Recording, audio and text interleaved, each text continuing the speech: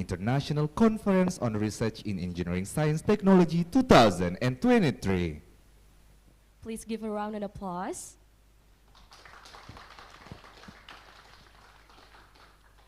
In this year, the International Conference on Research in Engineering Science Technology 2023 with the theme of Advanced Technology to Fulfill the SDGs for Sustainable Life.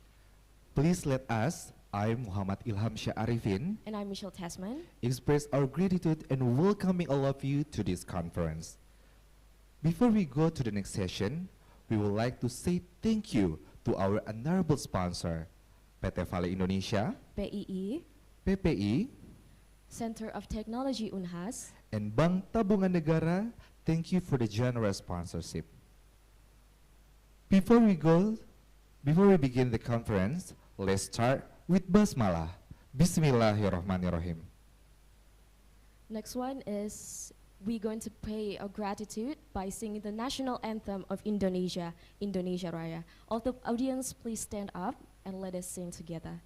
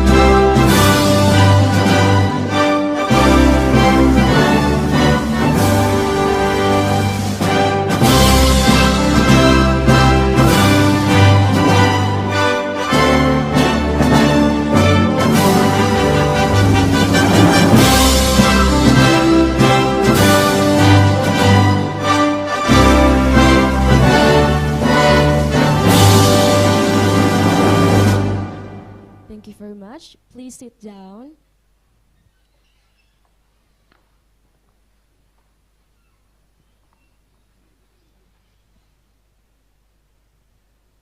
The International Conference on Research in Engineering Science Technology 2023 from Universitas Hasanuddin goals to bring together researchers, scientists, and engineers from academia and industry to present and exchange ideas with a focus on exploring ways and to accelerate the implementation of technology to support the SDGs and mobilize researchers from impactful change.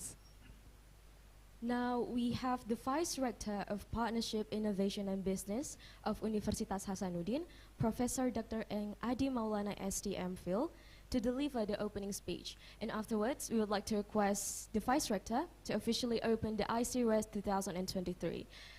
With these, ladies and gentlemen, please welcome Mr. Adi Maulana.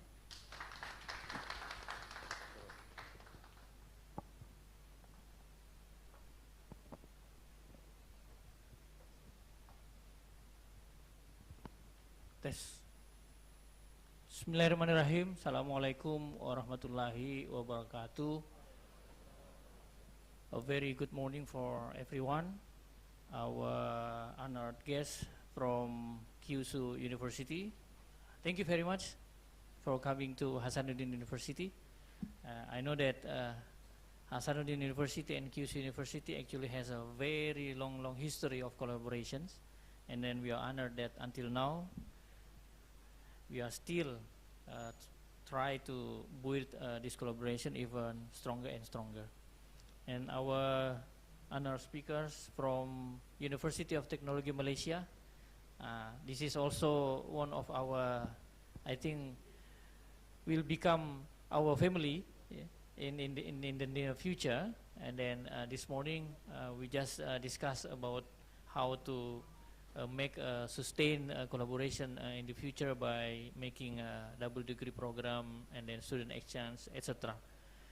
And then I don't know whether we also have a online guest speaker or not. Okay. Yeah, of course, I also would like to extend our gratitude to all the guest speakers from Hasanuddin University, or maybe from other university, yeah, from other country.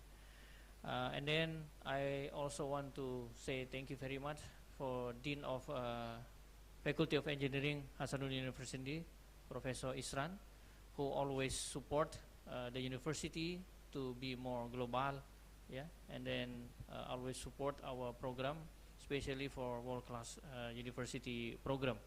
And all the lecture. Oh yeah, I forget, I also have my cohort here, Bapak Insinyur Zainuddin. Thank you very much from industry. He's from PT Vale Sorowako, who is also our one of our best counterpart, yeah, especially in South Sulawesi.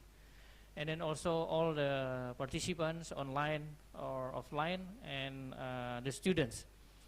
First of all, yeah, I would like to say on behalf of Rector of Hasanuddin University, thank you very much for Faculty of Engineering to host this international conference. We are talking about the applications of technology in sustainable development goals. Just want to let you know that Hasanuddin University, last year, we are in the second rank in national level, and then we got the award for SDGs award, SDGs Implementation Award. What does it mean? It means that the government, because the award is from the government has already acknowledged that Hasanuddin University is one of the best university in Indonesia who already implement what's so-called sustainable development goals. We have so many programs, not only limited with the social or economy or environment, but we also have some program related with some research in technology. In Hasanuddin University campus, especially in Tamalan Raya campus, our main campus, and also in Goa campus, we already settled what's so-called a waste management technology. And of course, early this year, our rector has already launched the battery center. And then in our anniversary, I think last month, we already launched electrical vehicle, especially motorcycle. And then that's all from Faculty of Engineering. Of course, in the future, we are expecting that there are many more technology, many more informations coming from Faculty of Engineering. Nowadays, Faculty of Engineering, as the biggest faculty in Hasanuddin University, always give a very big support in the university level to achieve the SDGs. Not only the SDGs actually, but Faculty of Engineering always give a very big contributions to the outcome of the university. We are the biggest faculty for publication. We are also the biggest faculty for innovation. And then in terms of a number of professor, I think we are going to be the biggest three in the Hasanuddin University. And then the other issue that I want to raise in this morning is about the contributions of our faculty in terms of the achievement of world-class university status. So early this month, the Dean of Faculty of Engineering has already launched what's so-called a very, very big and very massive program to send 100 lecture professor and also department and study program head to go all over the world. And of course, we would like to see the impact of this program next year. We are hoping that all the participants of this program will come back to Hasanuddin University and also will come back to Faculty of Engineering with many collaboration, not only limited in publication, joint publication, but also maybe for double degree, or maybe for student exchange, or maybe for in the form of other activity. So once again, the things that I also want to emphasize is the collaborations with the industry. Thank you very much for PT Vale. I know that PT Vale, you have a very big contributions to our university, especially for Faculty of Engineering. PT Vale has we already start a co-op program. Co-op program actually has been lasting for many years, but about 8 years, it is vacuum, and then beginning from this year, we are starting again this kind of program. This program, we designed this program to support not only for the students, but also for the lecture. So the students will have a on-job training for 6 months directly in the industry, in PT Vale, one of the biggest nickel mining industry in the world.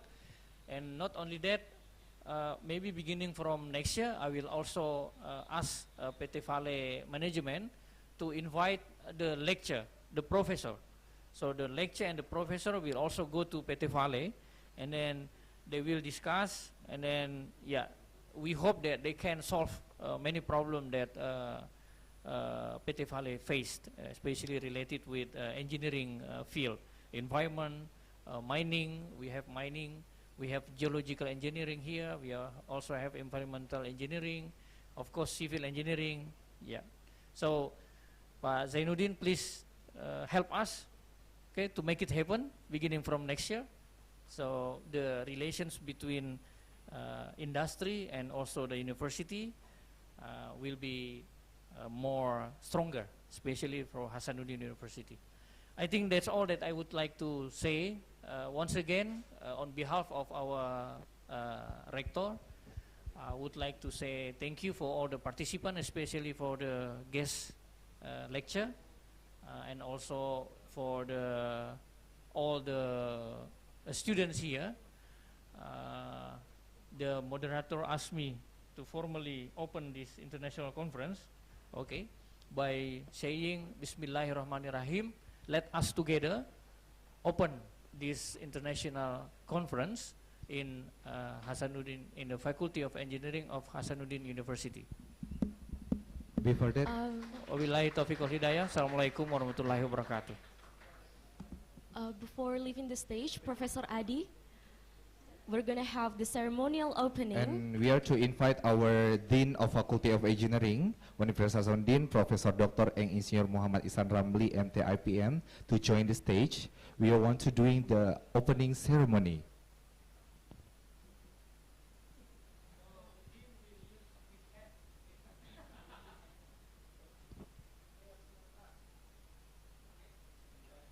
Bismillahirrahmanirrahim. Please give it a round of applause.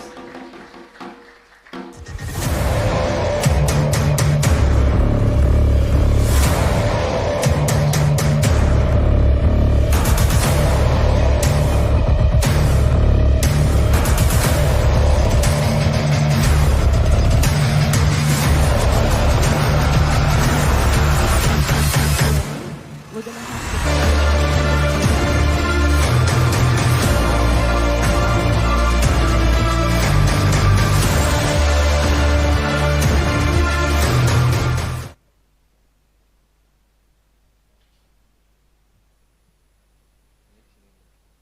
Now we're gonna have the plaque handing over. We're gonna invite the Professor Isran and Professor Adi to come up to the stage again. And we want to invite the keynote speakers from Kyushu University, Japan, Professor Satoshi Muraki, keynote speaker from University Technology Malaysia, Professor Muhammad Dalisha, and our honorable keynote speakers from PT Vale Indonesia, Insinyur Zainuddin ST MT MM IPM Asian Engineer, to join the stage. Please come up to the stage. We're going to do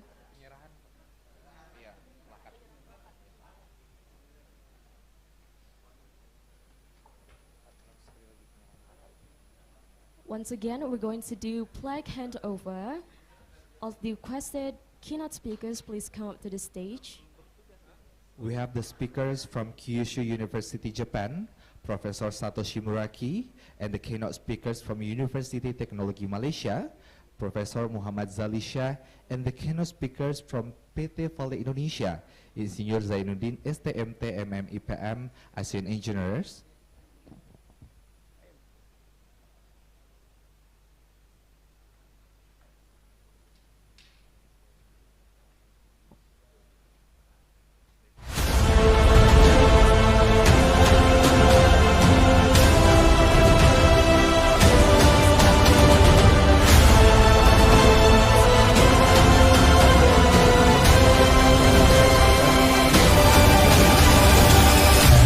University Technology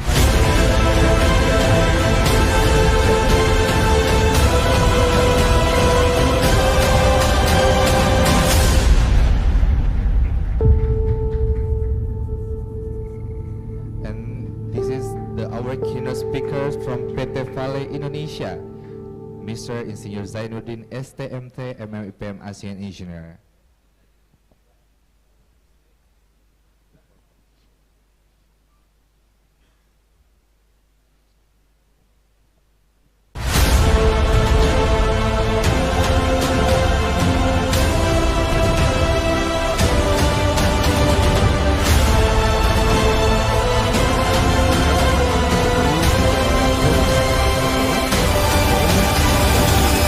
All the audience to stand up because we are going to the total dedicated program.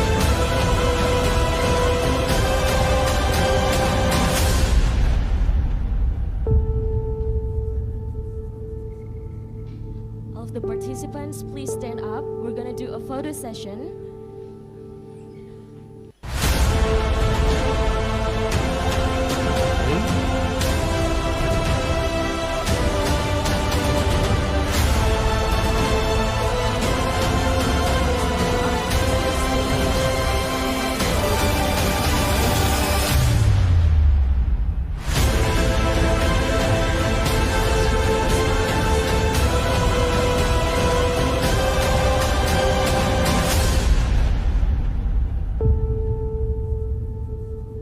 Thank you very much.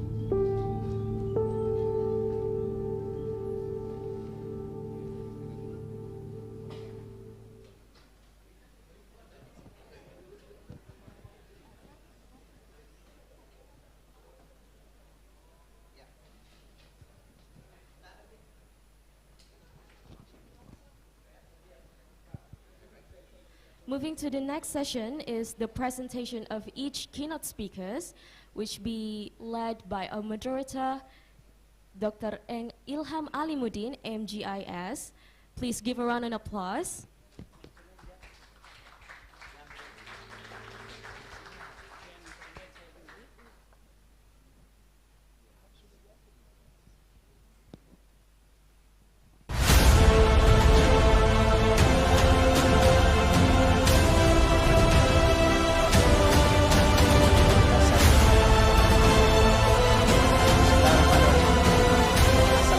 Assalamualaikum warahmatullahi wabarakatuh. Once again, Assalamualaikum warahmatullahi wabarakatuh. And good morning for all of us. It is a great opportunity to be given this kind of event that we can attend together. So, ladies and gentlemen, allow me as the moderator for this event. I would like to address, of course, we still have our Vice Rector of Hasanuddin University, Prof. Adi Maulana. Thank you for staying, Prof. Are you going to stay longer? So, okay, I just have to make sure that. Then, of course, our Dean, Prof. Isran, is here as well, and all the distinguished speakers that we invite as keynote speakers for today. And of course, all the audience, thank you for making your effort to attend our first IC-RES International Conference on Research and Science, Engineering and Science Technology 2023. Ladies and gentlemen, as a moderator, I need to mediate the time for our speakers. We have 5 speakers today, but 2 of them are online from Thailand and 1 from Taiwan. So for the other speakers that come on site, we are going to give the opportunity for the online speakers first. So because you're going to stay here anyway, right? So so there's no time for a problem for the timing. Okay, Bapak Ibu, I will be speaking English all the way because this is an international conference. But later on, if you need any some assistance on the translation, especially on the question and answer session, you are more than welcome later. Yeah. So we'll continue having the speakers first. So can I check on the committee? Do we have our speaker online already? So far, so yeah. So our first speaker is from Taiwan. Can we have the sound of the speakers or committee?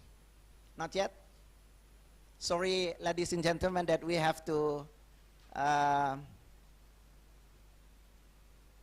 make sure that they're already online because they online from Bangkok and 1 from Thailand. We have Professor Ya Fan Wang. Is she available? Hello. Okay, Can you hear me? can I hear her voice? Not yet? So be patient, ladies and gentlemen, because this is all the way from Chung Yuan Christian University in Taiwan, Taipei. Yes. Ma'am, can you say something so we can hear your voice? She's there? Hello. Hello? Nice Good morning to you. Yes. All right, okay. Bear a minute that I would just read a little bit of your biography to the audience so they know who you are. Then we'll be Okay. listening to your speech. All Thank right. you. Yes. Ladies and gentlemen, Professor Ya Fan Wang was an accredited professional engineer and joined the Department of Environmental Engineering of Chung Yuan Christian University at 2004. Professor Wang's research focused on air pollution, control, hazardous waste treatment, and transform waste into energy. This is very much related to our theme of international conference today, advanced technology for sustainable development goals. Yeah, ladies and gentlemen, Professor Wang, her publication on hydrogen and methane production from styrofoam waste using an atmospheric pressure microwave plasma reactor. Wow, sounds very sophisticated. This was selected at the Aerosol and Air Quality Research in 2021. She's not only focused on academic research, but also devoted to environmental education, especially for foreign students who come to Taiwan to study. She encourages students to serve communities based on their professional knowledge. She has organized theory and technique in Taiwan Forum on sustainable environment for Asian students, job matching, and cooperate with the Minister of Education to cultivate what's so-called green STEM female students. Professor Wang is also conducting a local Green Life program for industry and community to get new mindset for behavior change to achieve a net zero future. So as you can listen to that profile, she's very much into environmentalist. So as well as a researcher, as well as education in academics, of course. So ladies and gentlemen, we would like to welcome Professor Ya Fan Wang to deliver the speech. If you can make it within the 20 minutes, we can directly have question-answer session because for online, maybe they have something else to do, so we cannot wait until we finish all the speakers. So, ladies and gentlemen, Professor Wang, time is yours. Okay, thank you. And I share my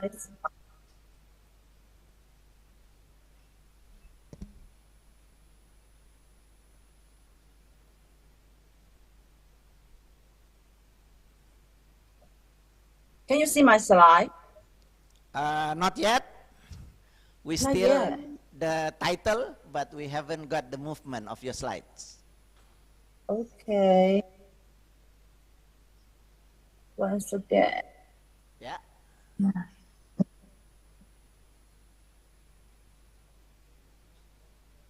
Yeah. We have a spark a little bit. Yeah, okay. It's okay? Yep. Ladies and gentlemen, Okay. the title is Transforming Waste to Energy by Microwave Plasma System. Time is yours. Okay, thank you very much. Good morning, ladies and gentlemen. The honor to have the opportunity to share some results with you. I'm Yap from Zhongyuan Christian University.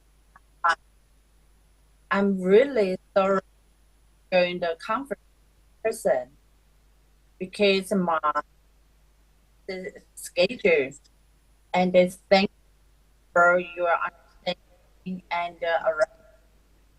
today I will talk about transforming web energy by plasma system, and maybe you have no idea where the location of Taiwan and the university. Here is from Taiwan, Jakarta. It's about 5.4 hours flight, and the Zhongyuan Christian University is here, close to airport, 25 minutes to airport, and 40 minutes to Taipei. Very convenient. And before talking about the research, I would like to point out the importance of Western. As you can see, Western management is a capital for the sustainable development of our society. Western generation is expected to grow by 60% by and the Western is into integrated sector and risk management, but well-known recyclable Western turned is a valuable resource for a whole society. So to implement the phasing of pollution dumping is the first object that should be globally stand of the generation is landfill or open dump. So achieving the net zero target, proper water policy is important. And the next, I would like to give a summary of the West Fund. It's 32.3 million, and the 30.7 is general West. 65.3% industrial. For recyclable West, the 57%, and industrial West over 8%. So in Taiwan, we make effort to do the research work. And this year, on August, Taiwan EPA updated the ministry environment. So the EPA reorganized the West Department resource circulation administration. The main policy for the administration is minimize the waste and maximize resources. The resource relation focus on four major areas. It's biomass resources, organic chemical resources, and ecological resources. So few years ago, to echo concept of mass resource circulation, my group tried transform the water into valuable products and by applying the waiver plus. But why? Because plasma is the first stage with the high energetic molecule and data transfer. One of the main advantages of plasma technology is its ability to generate high temperature. This allows it to be used in like things where heat is going to or cut them. Another major advantage of plasma is since it's on electric rather than fuel, it produces less than traditional methods such as burning of fuel. Additionally, because the reaction occur at high fuel energy occur during the process. It means that more energy can be converted into useful work with less the energy produced at high product. And there are many reactions involved in the plasma system, such as ionization, relaxation, make the decompose in ways and refine the expected product under the reaction from you decide.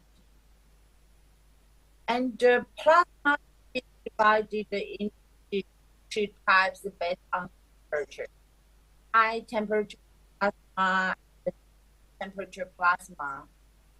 High temperature plasma is in a thermal equilibrium state in the range of million, 100 million. Low temperature plasma divided into thermal or non-thermal plasma. Thermal plasma is in local equilibrium state with temperature from 4,000 to 10,000 A.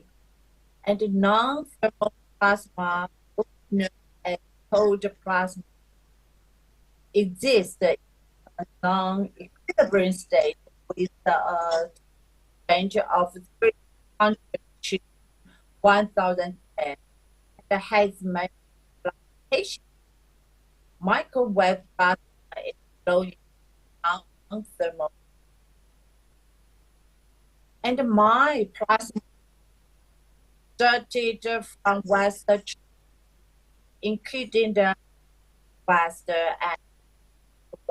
and from them into recycling material and recovery gas. Further, we come with the to accelerate transformation. This is the used in our lab. Microwave plasma, and when it can gain energy from an magnetic wave as it penetrates into the plasma. Microwave plasma uses electrons called to generate wave source and transmit specific oscillation mode microwave reaction through a website. And we treat different water by adding different ranges of agents to reduce the hazardous byproduct and increase the stability of glass structure. We further replace the fly by food wax. We use the shea or bone powder replace the agent because they similar composition. Sorry. So co-treat the food the industrial wax and to change it into paving fly and the recycle activity to implement the circular concept. Additionally, Takuji and the equation are applied evaluated optimal parameter and we will apply the optimal parameter combination to the industry. And as adding the alternative plastic is the bone powder, you will tell the effect of the elimination and the composition VLC and the math more simple and easy to handle. And based on the analysis, you will tell the possibility of buying the recycled material in block from the study. Everything that the patient occurs to the of the share powder.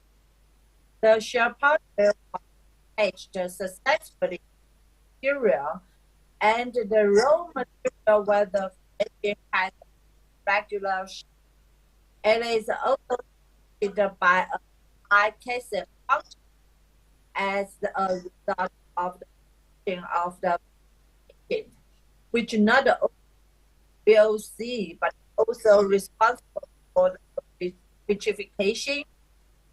Calcium percentage range from 8% to 60% in the composition of the blood pressure. And there are reactions involved in plasma system, so such as ionization and excitation. The missing of a glass incorporated of matter ions for type elements inside the organic environment network. It will reduce the high value as a material and does not generate material for the treatment. And the internet has a good chemical sense to iron that can be disposed in and this is the from the treatment as a potential for placing the stem material.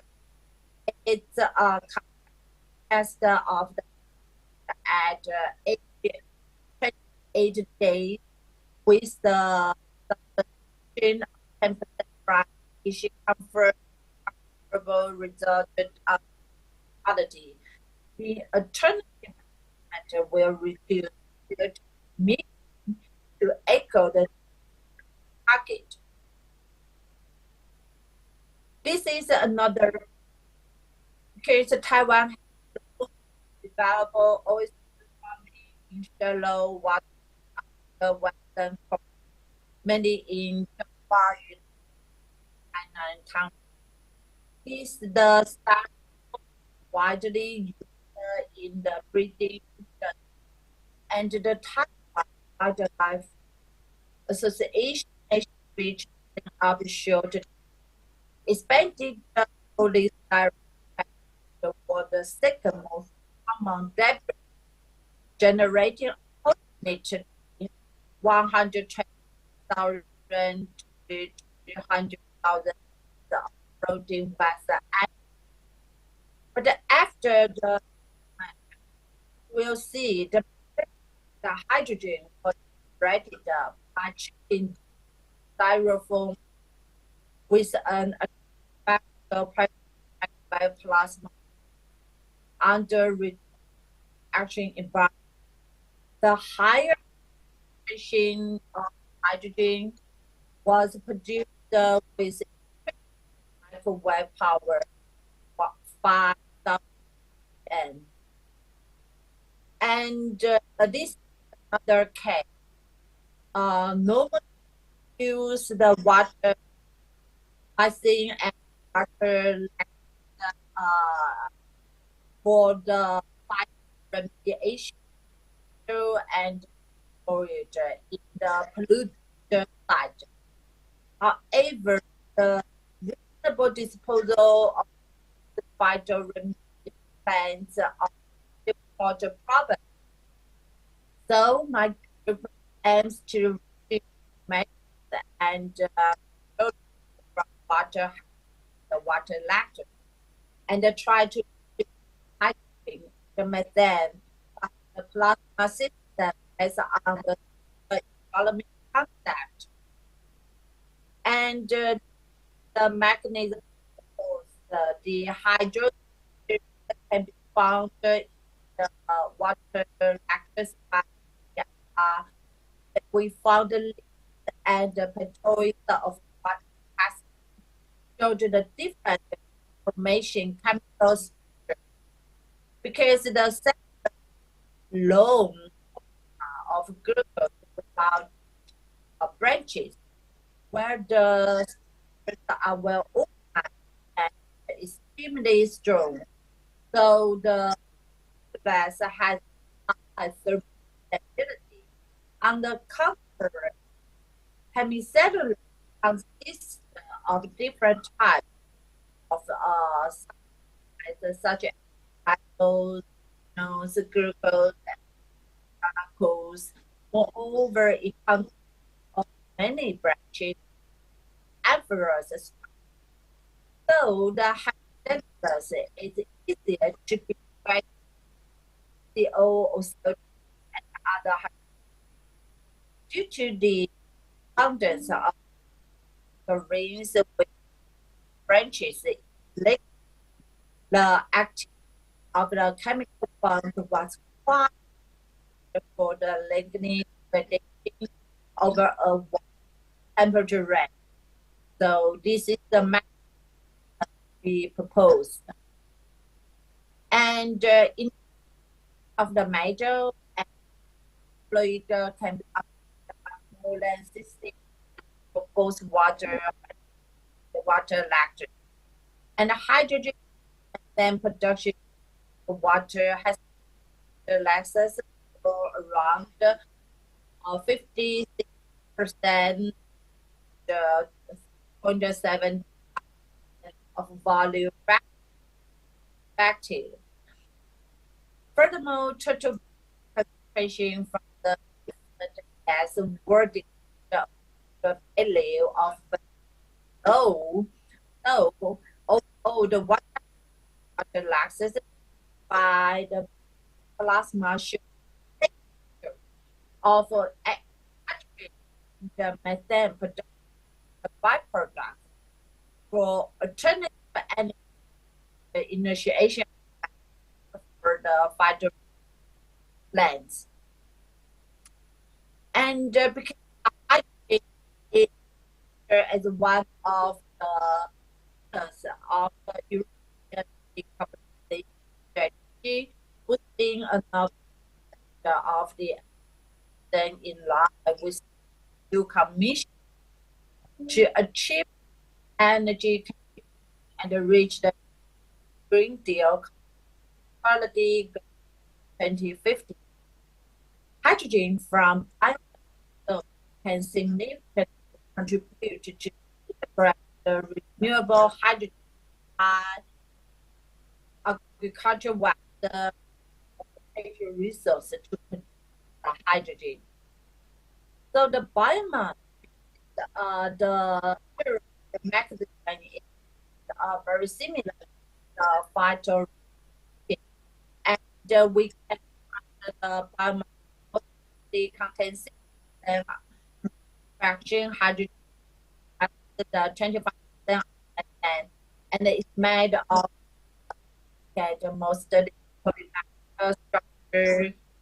A major of the hydrogen, in fact, the energy of the formation of its compound, which ranges in negative values.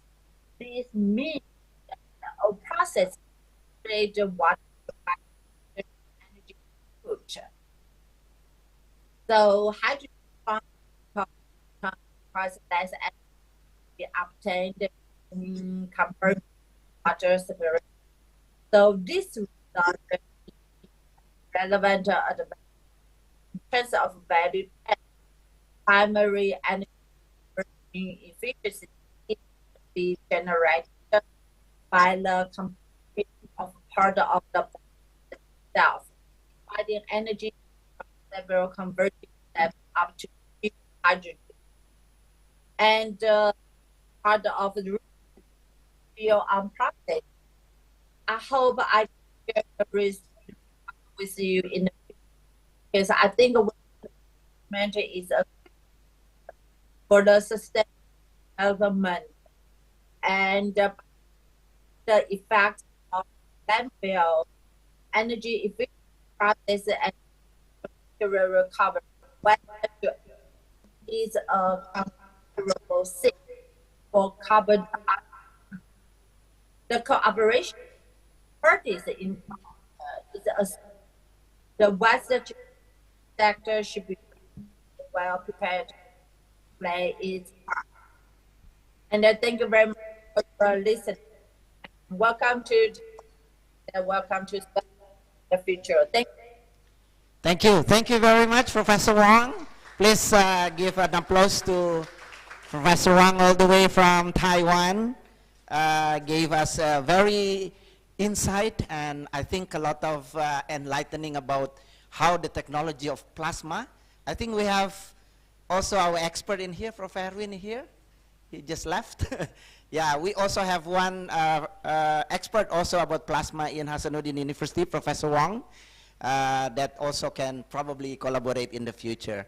Thank you for this presentation. I believe the audience here, some of them also from industrial engineering, from chemical, from others that can understand this vitrification and how this plasma technology can be used to recycle for waste transformation.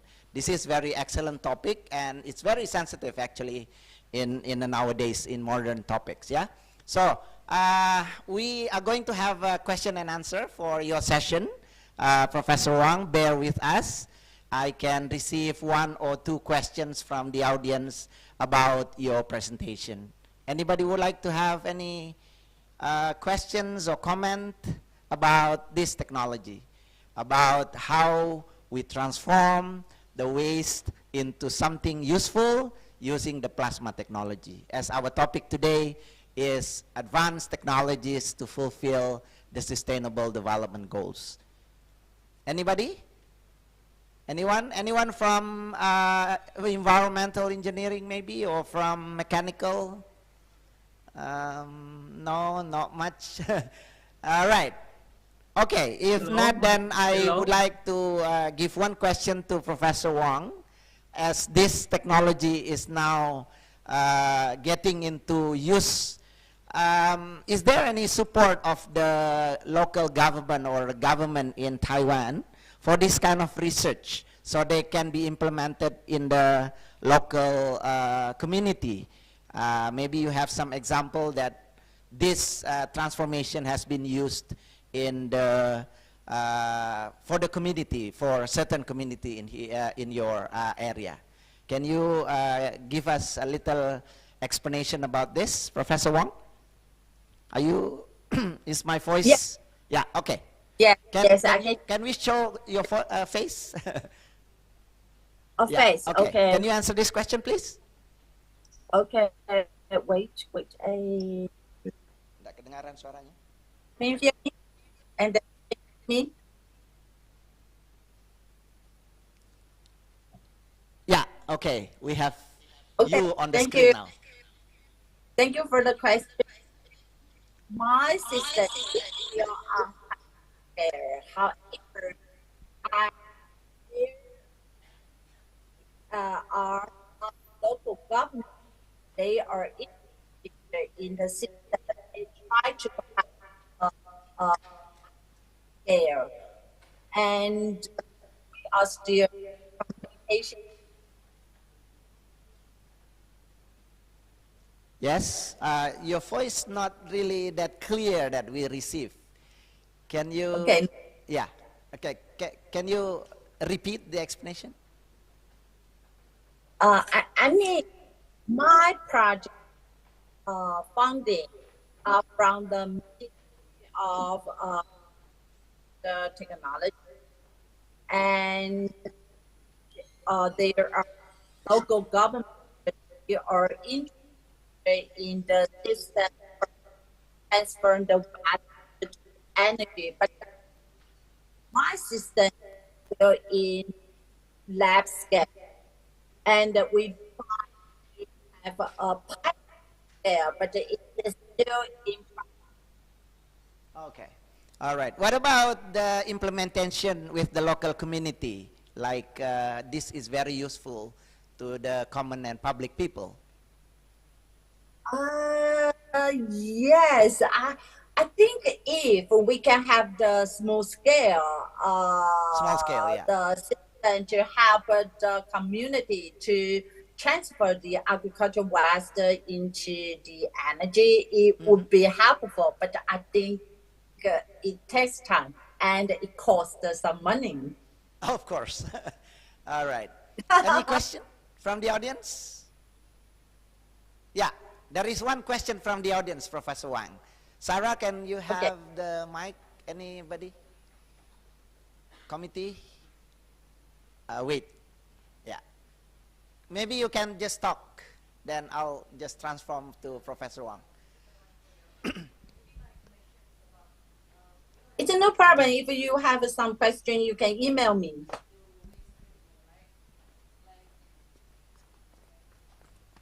Waste treatment, yes. I hope you can hear the question. Okay. Yeah. Hello, Professor Wang. It's me, Zara, the one that contact you. Okay, so my question is, because we know that plasma technology can be used for the waste treatment. For example, for the agricultural waste, there's lignocellulosic biomass. Okay. We can convert that into biochar using the plasma technology. But my question is, can we use the final product, the biochar, to become adsorbent material for the maybe gas absorption or dye absorption? Yeah, thank you.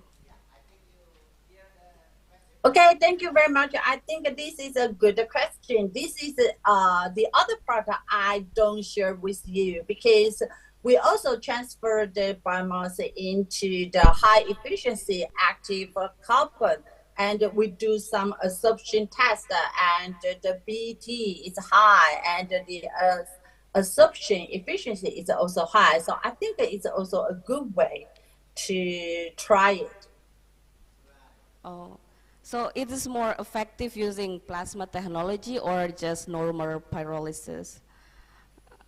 Oh, I use the plasma system because we treat the waste first, but however, we transfer the waste into the active carbon, and we also produce the hydrogen and the methane. So it has the simultaneous effect for the treatment. Okay, thank you very much. Thank you. There's a guy in here. Sarah, are you going to guess a question or you raise your hand? Oh, yes. Yes, this is probably the last question from the audience. Here we are looking at like 150 audiences live. Okay. Okay, my name is Rinova. We came from Kendari City, southeast of Sulawesi, especially in Faculty of Engineering. Hello, Professor Wang. We have a little bit question about your research. So can you explain to us how much energy you can extract from this, from your research? How much energy you can extract by using a microwave plasma mechanism or plasma system. Right. So, and also, what is the drawback or the problem you encounter, especially in environmental issue about this research? Thank you very much. Thank you very much. It's also a very good question, and your question is still on processing because the calculation of the input energy and the output energy is really complicated. So we are still processing of the question, and about the drawback is the input energy is high. So how to compromise the input and the output energy is the next step we want to process. Thank you. And if I have, you can email me if I have some preliminary results I can share with you. Thank you. Okay, thank you. Thank you very much, Professor Wang.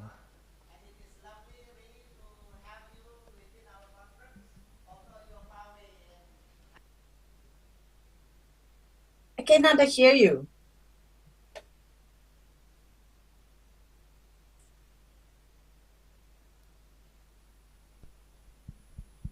Can you hear me? Can you hear me Yes, now? yes. Yes, thank you. All right, that concludes the session, a question and answer with you. It's very lovely to have you in our conference. And Thank you. once again, the committee would like to extend the gratitude for having share your expertise with us. Thank you very much. Can we give a round of applause to Professor Yan Fei Wang? Thank you, ma'am. Now we're moving to our next speaker. We have Professor Tawachai Chandri Panitkul on the line. I think he's been there, also watching us since morning. Good morning, Professor Charin Panitkul. Can you hear my voice? Can you say something so we can hear your sound?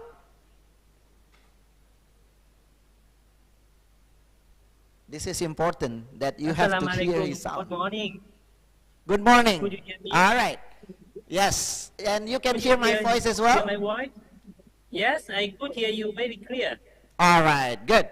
So, ladies and gentlemen, we are now moving to our second speaker today. We have Professor Tawachai Charin Panitkul from Chulalongkorn University. Isn't it great to have somebody from Taiwan? Now we have somebody from Thailand. Dr. Tawachai Charin Panitkul was born in Bangkok, of course, and reside in Thailand in Bangkok. And he finished his Bachelor of Engineering in Chemical Engineering from Chulalongkorn University. And he continued and awarded a Master and Doctor from University of Tokyo. That's where I actually graduated as well, in Chiba University, in 1989 and 1992. He currently serves as the Associate Dean for Academic Affairs and Associate Professor in Department of Chemical Engineering in the Faculty of Engineering, Chulalongkorn University, Thailand. And Professor Charin Panitkul's research involves particle technology. He studies on mass transfer in three-phase reactors, modeling of interaction between gas bubble and solid particles in three-phase reactors. Dr. Charin Panitkul is a life fellow in the Engineering Institute of Thailand under the King's patronage, a member of the Association of Thai Powder Industries and the Institute of Chemical Engineering and Applied Chemistry member. So we have another expert in engineering, but this time more on the chemical engineering. So we would like to welcome Professor Charin Panitkul. I hope I pronounce your name well. And he will be talking about the exploration of alternative technologies for supporting Thailand's bio-circular green economy. These terms of bio-circular green economy has come to our terms. So you all have to be familiar with that, because that's the topic that now circling around our academics environment. Ladies and gentlemen, please welcome Professor Charin Panitkul. Time is yours, 20 to 25 minutes. We'll have you for your presentation. Oh, by the way, let us share the PowerPoint for you so we can focus on your videos. So if you just talk in the videos, so we will share your PowerPoint, your presentation. Yes, committee like that? Yeah. Okay, time is yours, sir. Thank you very much for your kind introductions. Assalamualaikum. So, may I confirm, would you like me to operate the PowerPoint, or you will operate the PowerPoint for me? Are you sharing the PowerPoint now?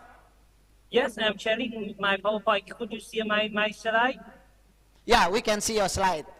Maybe Okay. it's okay, because we have an issue of the voice coming from online. But your voice is okay now, I think. Everyone, Thank can you you very hear much. his voice? Is okay? Everyone? Yes? Okay. I could You hear can your carry on, voice. sir. Okay, thank you very much. Yes, Please it's carry our on. pleasure.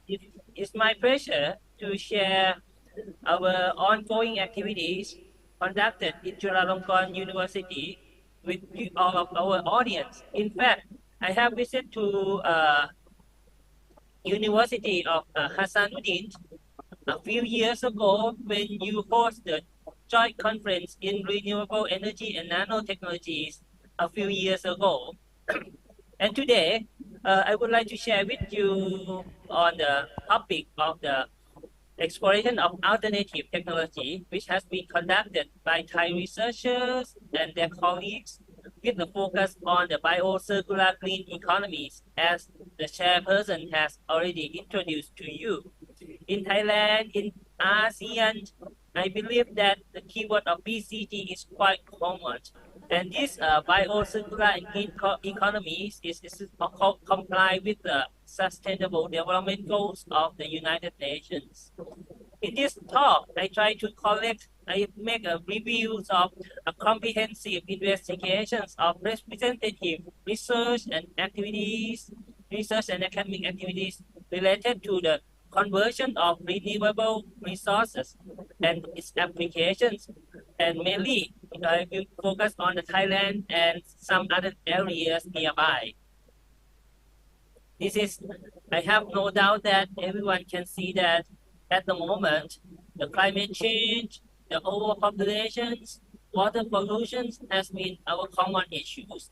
Therefore, our countries, Thailand and many countries in ASEAN, has announced that the bio-circular and green strategy should be one of the key strategies to help us to overcome this kind of problems. In this talk, I try to focus on the bioenergy, biomaterials, and biochemicals, which some story would be the same or very similar to what Professor Wang in CYCU in Taiwan has already presented to you. And maybe my talk will be related to some questions which has been given previously. Yes, our group in Thailand, we try to focus on utilizing biomass for produce other platform chemicals with higher value added. This is just to show you that we have to use many relevant technology. For example, nanotechnology. We have to deal with the hydrothermal treatment that we can convert renewable organic materials, which we mainly focus on the biomass, into other forms.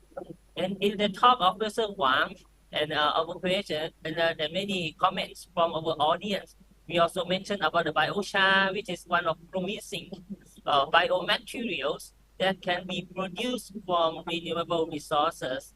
And such a biochar can be utilized in many applications, ranging from the catalyst or even for the adsorbent. Let me show you one example. In Thailand, we produce a lot of watermelons. I think the same situation in Indonesia, in Taiwan.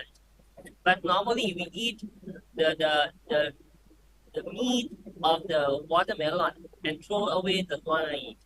The watermelon rind consists of the lignin and cellulose that we can convert into the value-added biochar. We say that each year the productions of watermelon rind can go up to 30 million tons a year.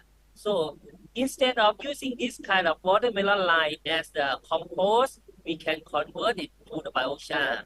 Our group, we try to functionalize the surface of biochar using the very simple technology like acid treatment to make it as a catalyst for converting other sugar into the high value-added products. Another example, I have to mention about sugar cane. We consume a lot of sugar. The sugar cane can be used in many applications. It can be used as a fuel by putting into the fire electrical generators. But in our group, we try to convert sugarcane bagasse into the silica, which can be used as a catalyst from producing carbon nanotube instead of dispose it away. Then this is another slide that to confirm you that there are many researchers try to investigate the utilizations of the silica nanoparticles. It can be used as absorbent, additive for membrane, which can increase the membrane's mechanical strength and the permeability. Of course, as I mentioned, it can be used as catalyst, and other groups we try to use it as a construction materials. Now let me try to summarize my what we have investigated. We try to explore the new biocircular green technological materials from biomass. In our group, previously, Thailand, we have encountered the problem of the lack of the petroleum. So we try to utilize oil, cooking oil, vegetable oil for producing biodiesel. But in each liter of biodiesel, we will receive some other byproducts. And in this slide, not just biodiesel, we try to use some others, bio oil which we can produce in Thailand. For example, eucalyptus oil. Eucalyptus oil can be used for many applications, but we try to convert it as a raw material for producing carbon nanotube. And then such a carbon nanotube can be functionalized as a sulfonated magnetic carbon nanotube. And then we use such a carbon nanotube for converting fructose into 5-HMF. This means that we try to cover all the supply chain of the bio oil and can extend it further to the high value added products. This is to show you that with the modifications of the surface of the magnetic carbon nanotube by using sulfuric acid to attach the sulfonated group on the surface, we can prove that we can increase the production yield of the fructose to 5-HMF by controlling the ratio of the catalyst to the fructose. For other applications, we also try to use the acid-activated food biochar. This biochar can be used as a catalyst for converting the food waste into the glucose and 5-HMF. The key point is whether we can control the surface area of the biochar, that we have to use some technique. For example, hydrothermal technique to control the porosity and surface area of the biochar. Then we can use such modified biochar for converting the food waste into 5-HMF. Then, in this case, we try to use the phosphoric acid, and the phosphoric acid show the excellent performance to modify the surface area of our biochar that can convert fructose with the conversion of 90% and can provide very high selectivity of 5-HMF up to 56% carbon mole. This is to confirm that acid site attached on the surface of the biochar play a crucial role on the effectiveness of the fructose conversions. For other works, we also try to use the nitrogen-doped biochar as a catalyst for carbonoxide methanations. We try to link with the decarbonization, which is one of key technology that many countries, including Thailand, have paid attention. We try to dope the nitrogen on the surface of the biochar, and then we can prove that the conversions of the carbon dioxide into methane, which can be used as a fuel, and we can decrease the carbon dioxide emissions. It can be controlled by regulating the nitrogen group on the surface of biochar. In this case, we use pyridines for supplying nitrogen onto the surface of the biochar. This is to explain you the possible mechanism that the nitrogen doped biochar can perform, can help the methanation of carbon dioxide to produce the methane. And for the usability of such a biochar, the magnetic property is one of key properties that many researchers has been investigating. This is again get back to the watermelon line biochar. We try to make the magnetic property by supplying the mechanism onto the surface. Therefore, we can recover the biochar after utilizing it in oxygen reductions for the fuel cells. This is also one promising that we try to convert the renewable resources for the promising applications of the energy field. This is to show you that there are not just there are in many countries, Taiwan, US, Singapore, Thailand, that we try to explore how you can increase the power density of the microbial fuel cells. And it seems like that the magnetized manganese doped melon line biochar is a very promising catalyst with a competitive cost. And besides, for the energy field, watermelon lime can be used as a regenerable adsorbent for the removal of thallium ion from wastewater.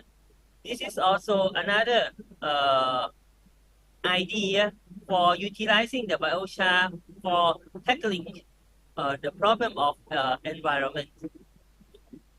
We can see that the porous structures of the biochar derived from the watermelon lime can provide a high surface area which can help absorb the thallium ions. And the researchers try to prove that such biochar is regenerative and can be utilized again. Because of time limitation, please allow me to to present faster. The next part is related to the industrial waste. In our group, we have been discussed with our industrial partner that they have a lot of petrochemical waste. For example, solar oil, which is the byproduct or the waste in the petrochemicals. And then we try to use such a petrochemical waste to produce graphene oxide, and we functionalize the surface of graphene oxide by sulfuric acid. Again, we use the knowledge or experience from previous work in this new work, and we found that such a sulfonated graphene oxide can be utilized to convert fructose to levulinic acid, close to the sulfonated carbon nanotube.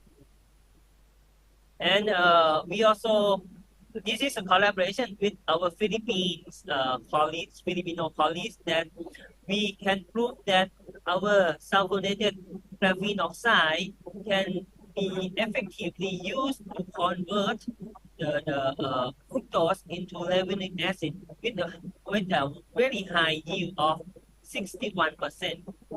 If you are interested in this work, you can find it from Catalyst Today, which has been published a few years, 2 years ago. But then we also move further to another industrial waste. As I mentioned that in the sugar industry, they produce a lot of bagasse, and we try to convert the bagasse into ash. And we want to utilize this ash as a zero gel that can be used as solvent as well. I'm sorry. And we have investigated that by controlling the treatment conditions, we can get the zero gel, which is a very versatile for handling as solvent for removing some antibiotics from wastewaters. This work also related to another work which I will present to you later. In order to find some other applications, the clean ceramic hollow fiber membrane is another promising application to use the ash of sugarcane bagasse. And this work, our colleagues, they have published in the Ceramic International that by controlling the particle size of the waste sugarcane bagasse, they call the USBA, that can control the permeability of the hollow fiber membrane. Again, link back to the methanol conversions to dimethyl ether, which is one of high value added products. By using the sugarcane fly ash, we try to link it with the catalytic properties. Our colleagues from Chulalongkorn University, they have proved that the zeolite, which has been derived from the sugarcane fly ash, can provide is to produce dimethyl ether with a very high yield, which has been controlled by the surface property of the zeolite. They have shown that by increasing the reaction temperature, that can increase the methanol conversion, and they can achieve very high selectivity of dimethyl ether when the temperature can go has been regulated go up to 250 degrees Celsius. For others viewpoint, as a solvent of VOC, which is air pollution issues, other colleagues have tried to use CMC41, which has been derived from sugarcane bagasse ash again, and they have proved that by controlling the pH of the the, the, the preparing conditions that can regulate the crystal structure of the MCM41. Such MCM41s can provide very promising properties of the VOC absorptions. Professor Charin, if you Yeah. have 3 more minutes to go. Okay, I will move faster. I have collect some other relevant, but because of time limitations, I will move faster. Yes, This is that's okay. also, we try to utilize the sugarcane bagasse for improving that provide the new properties like the concrete. We have collaborated with our civil engineering colleagues and we try to use this kind of biomass for regulating the mechanical properties of the cement composite. Let me move faster. And again, this is another field that we collaborate with civil engineering that we try to utilize as a geopolymer by using our sugarcane bagasse ash. And we found that by regulating this site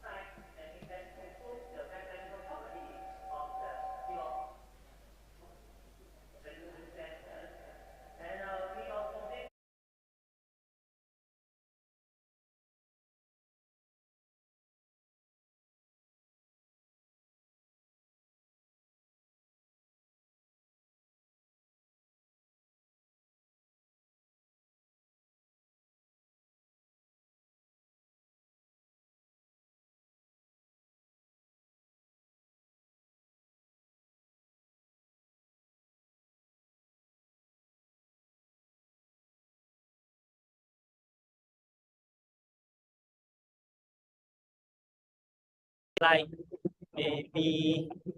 this one, that we try to use the photothermal catalyst from biomass, again bagasse, for producing hydrogen aspect that we try to make it the clean energy by using dry reforming of methane. This work is also very new that we found that by controlling the particle size distribution and surface properties of the bagasse, we can produce hydrogen from the methane. And we try to investigate from the viewpoint of theoretical viewpoint that the temperature and the performance of the catalyst is a key issue that we have to control. I will like to conclude my presentations in this short time limit that in Thailand and our colleagues from many countries in ASEAN, we try to utilize our renewable resources using our knowledge, our experience to comply with the bio-circular green economies that will pave the way to the alternative way of the sustainable development goals, which has been announced by the United Nations. We believe that our knowledge, our sharing on the catalytic properties of our carbonaceous materials can be used to provide the high value added chemicals, can be utilized for the waste treatment in water, in air, and can be utilized for the energy field like fuel cells and also the new composite or reinforced of cement. And we believe that all of these collaborations still provide us an opportunity to collaborate with all of our colleagues, especially I hope that the collaboration with Indonesian colleagues will be very highly appreciated. And I would like to thank to the organizer of this ICREST 2023 for providing us an opportunity. And this is the credit of my team members. Thank you for your attention.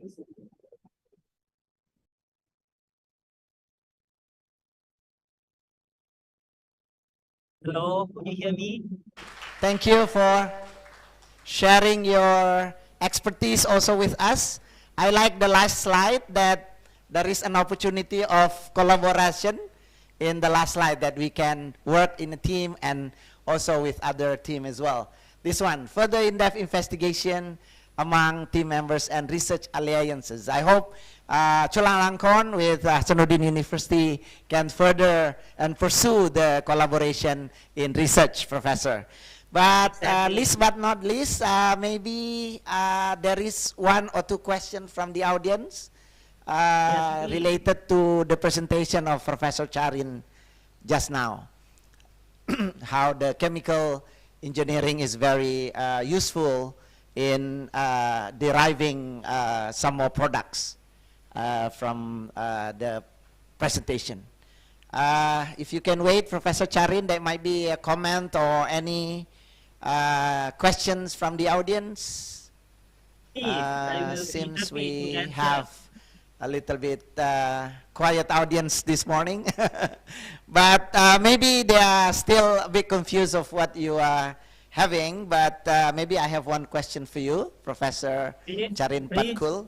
This technology that you're pursuing is very much used also with further use in the other product.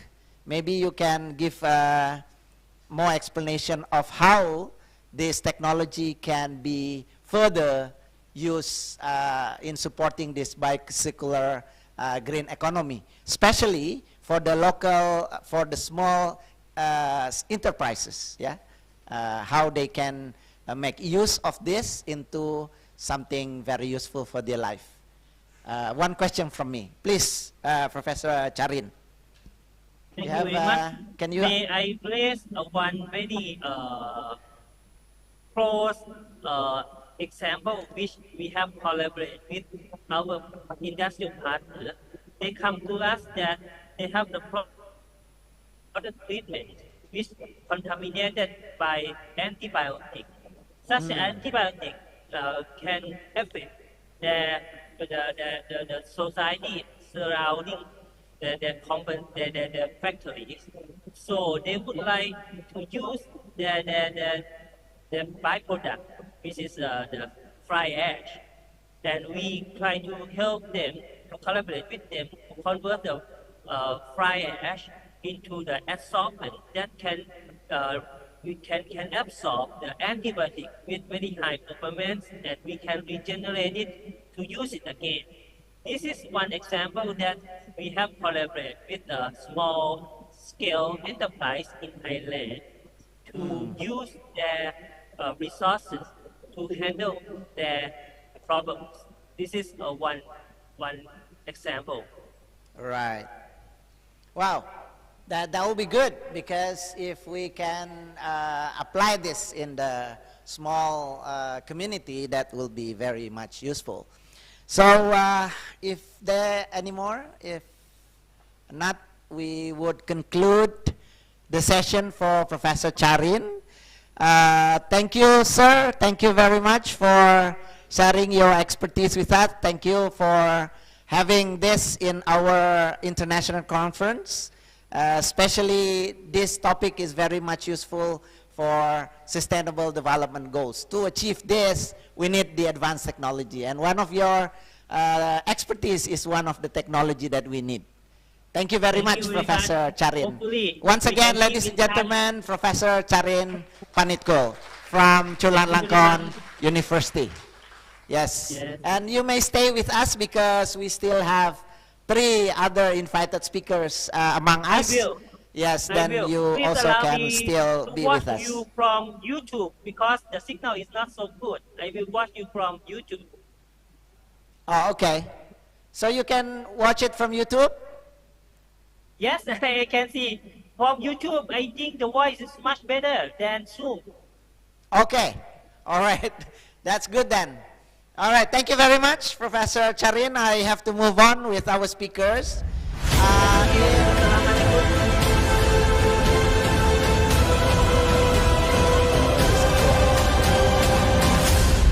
Thank you. All right, ladies and gentlemen, we move on to our other speakers here in campus of Goa. We have our 3 speakers among us. We have Insinyur Zainuddin from PT Vale. His full name is Insinyur Zainuddin STMTMM IPM Asian Engineering. Wow. It's really, what do you call it, the recognition of how he's professional in Master of Management, IPM, and Engineering field. We'd like to invite you to come up to the stage, and I think the two other speakers, you have choices to stay here or you still wanna stay below, because you wanna stay below. All right. So then I have to ask Pak Zainuddin first. So later after Pak Zainuddin is lagi, and then after that, you have to be a little bit patient on the turns.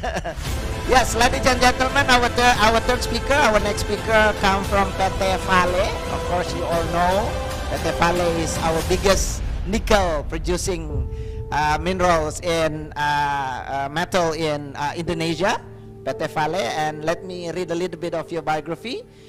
He is not foreign to us. He is our Antek as well. Ya, tepuk tangan buat Pak Zainuddin. Ya, ini ada juga alumni kita. Ya, he graduated from engineering faculty, mechanical engineering in 2002. So he is 1997 batch. Graduated in 2002 in mechanical, continue masters of management also in Hasanuddin University in 2013, and become an engineer professional program of PPI with Pak Ilham and our friend in PPI. And in 2019 also continue his master in renewable energy from ITS in Surabaya, and all of this is cum laude distinguishment. Very good. And for his work experience, now Pak Zainuddin is the Director of Environment and Permit Management. He's been with PT Vale, initially called PT Inco, since 2003 as a junior mechanical engineer, and then become a senior mechanical engineer, and then a general manager in furnace maintenance, and finally his position now since this year, 2023, is a Director of Environment and Permit Management. And Pak Zain has a lot of certification for his work as a professional engineer, and also for welding engineer and ASEAN engineer, of course, as a certified. So ladies and gentlemen, we have Zain to give us his talk about PT Vale, how PT Vale achieve the Sustainable Development Goals in terms of using the technology. I think that's all that I can introduce you to the audience. Now time for you to talk. 20 to 25 minutes. We'll be happy to have a question and answer after the three speakers together. So we have you panel, and then after that we have a question and answer session, rather than waiting for question and answer technically. Thank you, sir. All right, ladies and gentlemen, give hands to Pak Zain.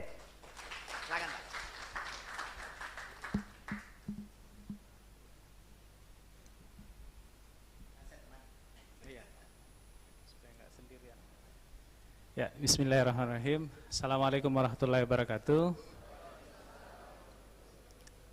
Salam sejahtera, Om Swastiastu, Namo Buddhaya, salam kebajikan. I would like to extend my gratitude to all of participants, committee, and especially to all speakers that join in this international conference.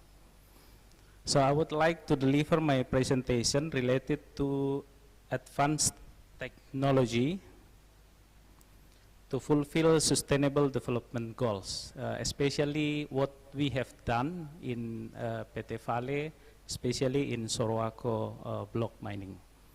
Next.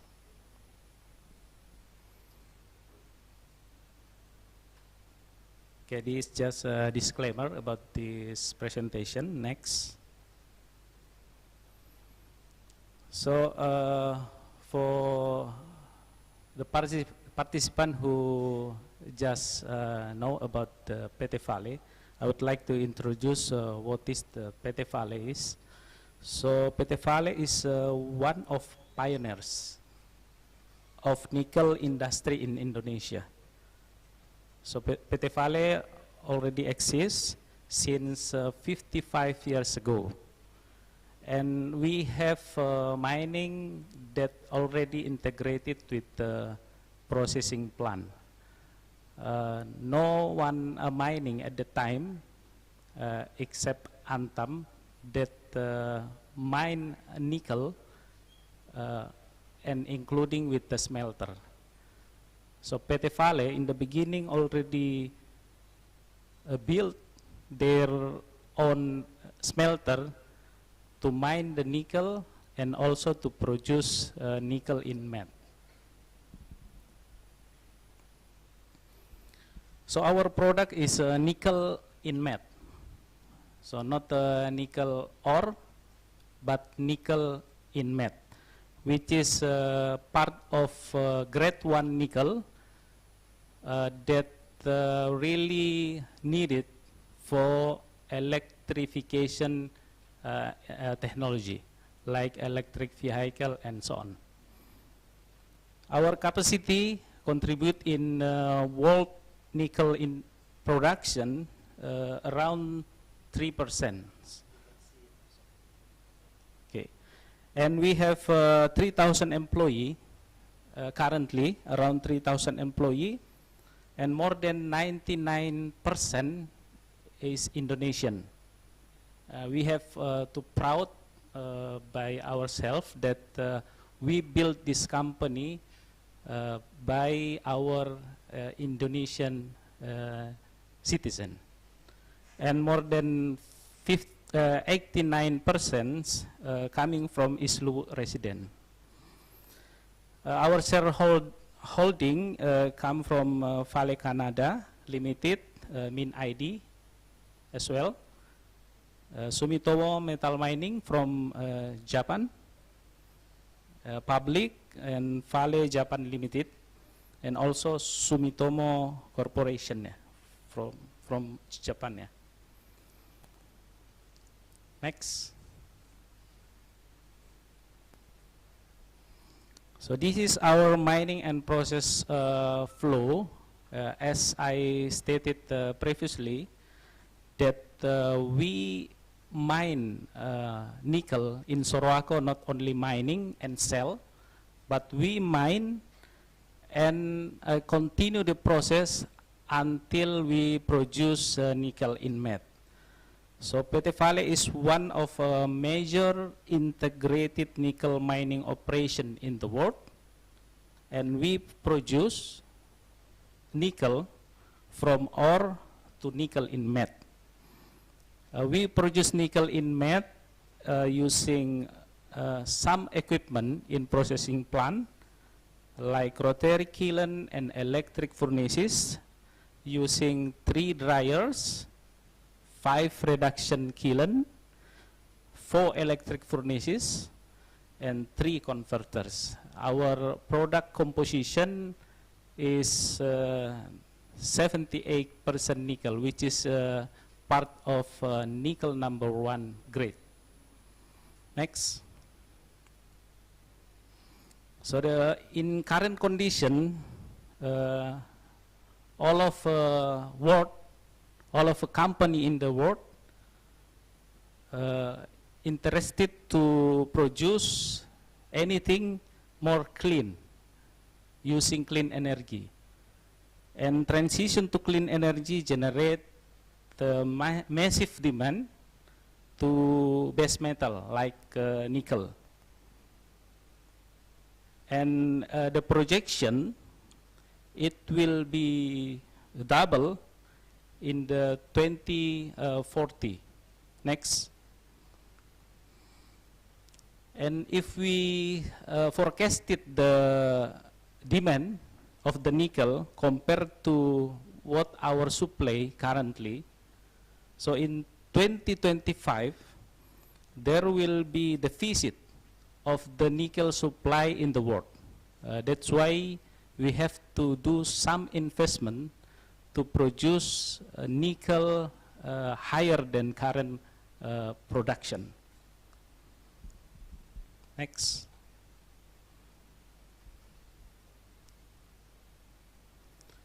And we are in Indonesia, we have a big gift from our God that Indonesia has abundant nickel reserve, and Indonesia can be a positive contributor to the net zero transition.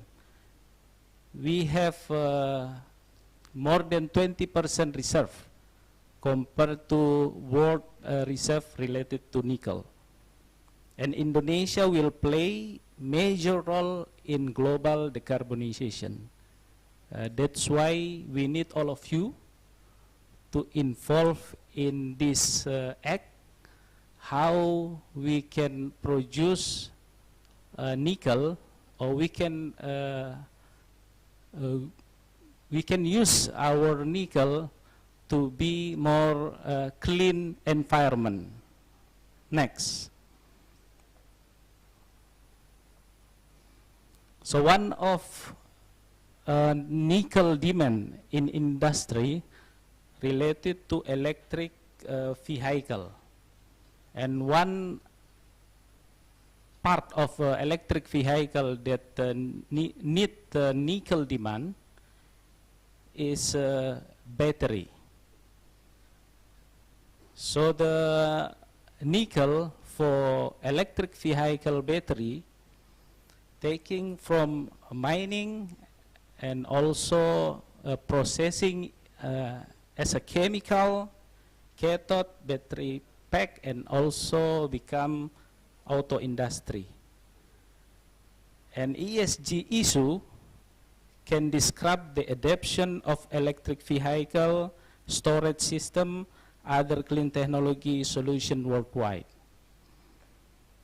So Indonesia, as one of primary resources, especially for nickel and copper, we need to embrace and promote sustainable mining practice. And we are, as a Vale, pleased to be leading company helping guide this transition. Next. So what PT Vale has done. Next. Next. So in the beginning, we built and operate 3 hydropower facility with total power of 365 megawatt. And we, PT Vale, is the lowest carbon intensity nickel in the RKEF smelter industry in Indonesia. Because our furnaces, all of our furnaces, 4 electric furnaces that we operated in PT Vale, run with 100% from hydroelectric power. So we don't use fossil fuel, we don't use coal fuel, but we use hydroelectric power to generate our all furnaces. And it reduces more than 1 million ton CO2 equivalent by operated 3 hydropower facility. From this graphic, we can see that PT Vale has very low carbon intensity in producing nickel in his facility. And also, Vale, last time, we have a plan to build the coal facility, but in terms of green energy policy that we already raised, we decided, PT Vale has to decide it to cancel coal conversion project. By this project, actually, PT Vale can deliver gain around 40 million USD per year. But PT Vale, because PT Vale really concerned about the green condition, PT Vale has to decide to cancel this project because we can generate 200,000 carbon to equivalent by this project.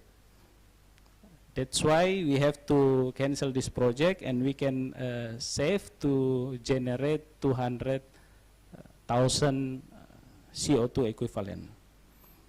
Next.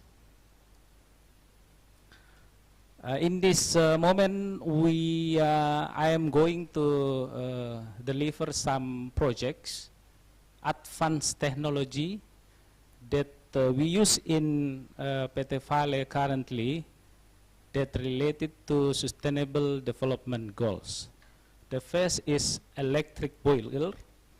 This project is to reduce the fuel fossil consumption. Next.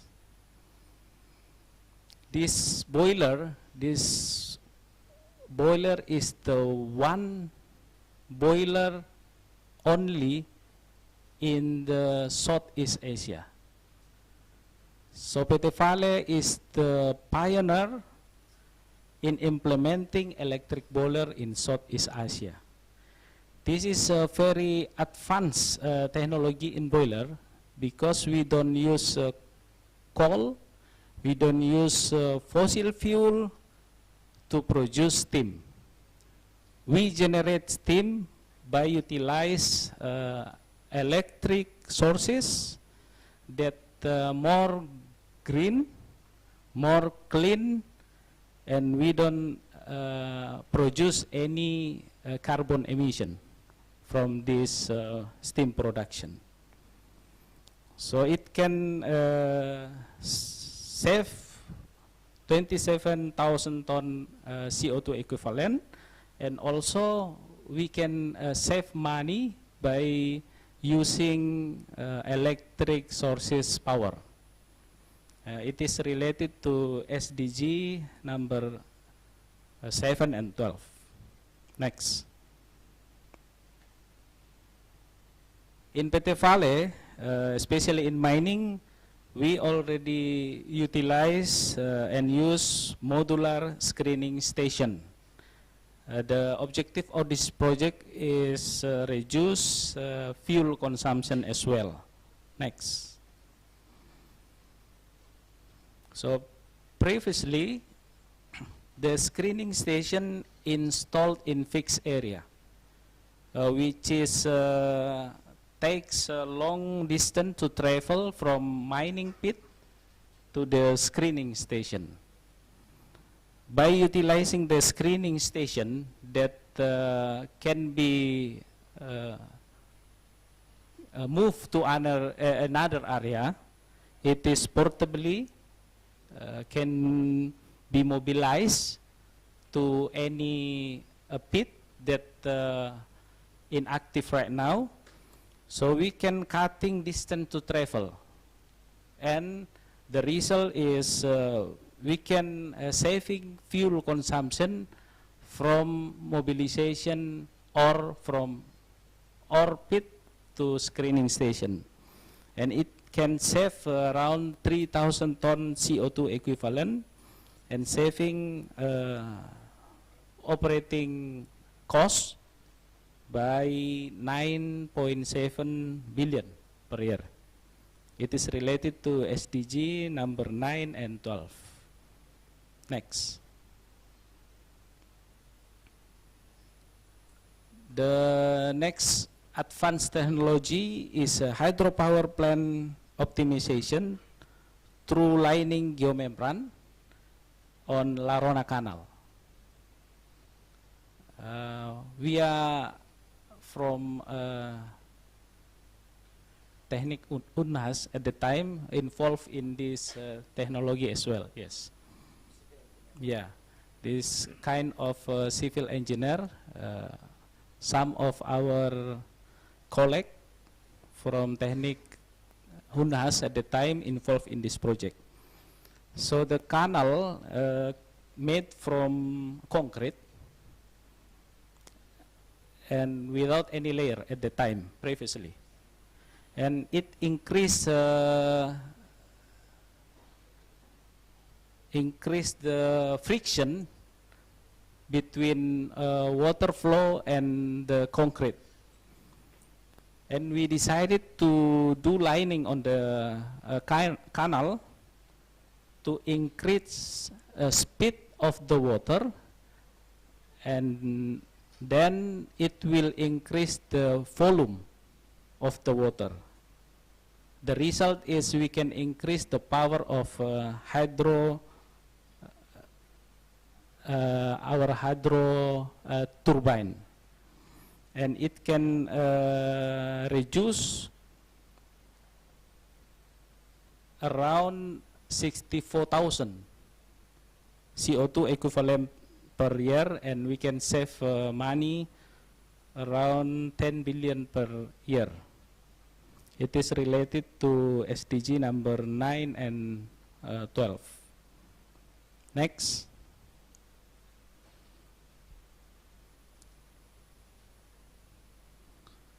The next project or the next advanced technology is lamella gravity settler. We use this facility for water conservation and water treatment plant. Next.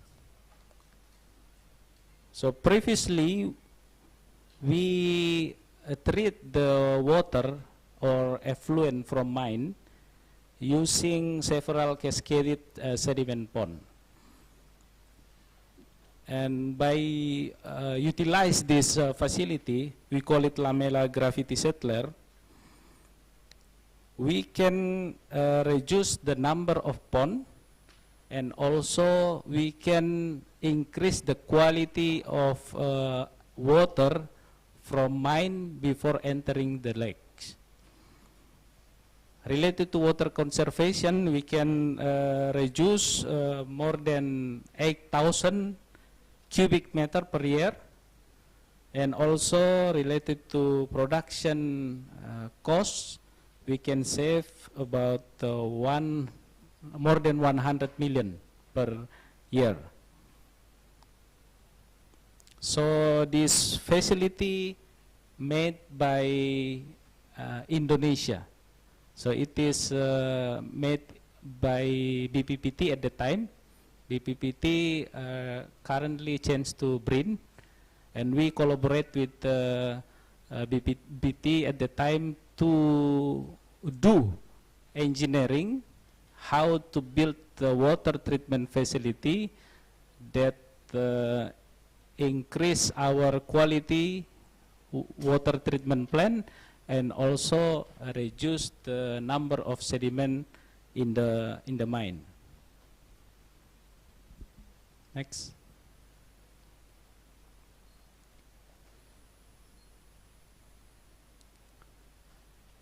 The next is furnace cell air cooling system. The purpose of this project is related to water conservation. Next. So previously we use water to cool furnace cell. Because during nickel processing in the smelter, it will generate heat on the shell, and we have to treat the shell, cool down the shell, so the shell can be obtained at shell condition. So previously we use water to cool down the shell, and by utilize or implement this technology, we can avoid it to use water as cooler for shell, and we change it to the air. So we don't use water, but we use air to cool down the furnace shell. So we can save water consumption, and also we can eliminate risk by using water in the furnace. So we can save more than 20,000 cubic meter per year, and operating costs are more than 120 million per year. Next. Two more. Yeah. The next is logic cascade carbon stabilization. So this is related to instrumentation engineering and also automation engineering. So previously the coal consumption operated and controlled manually by control room operator, and it can generate some deviation related to production requirement, and we utilize the logic cascade system. So control room operator do not need to control the coal consumption in the dryer kiln. They just put what is the requirement, and the system will control the coal consumption in the kiln. And the project successfully reduced more than 5,000 ton CO2 equivalent per year, and cost saving more than 850 million per year. Next.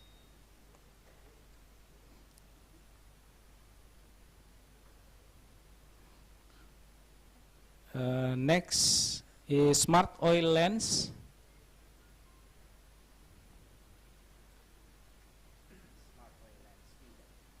Smart oil lens feeder.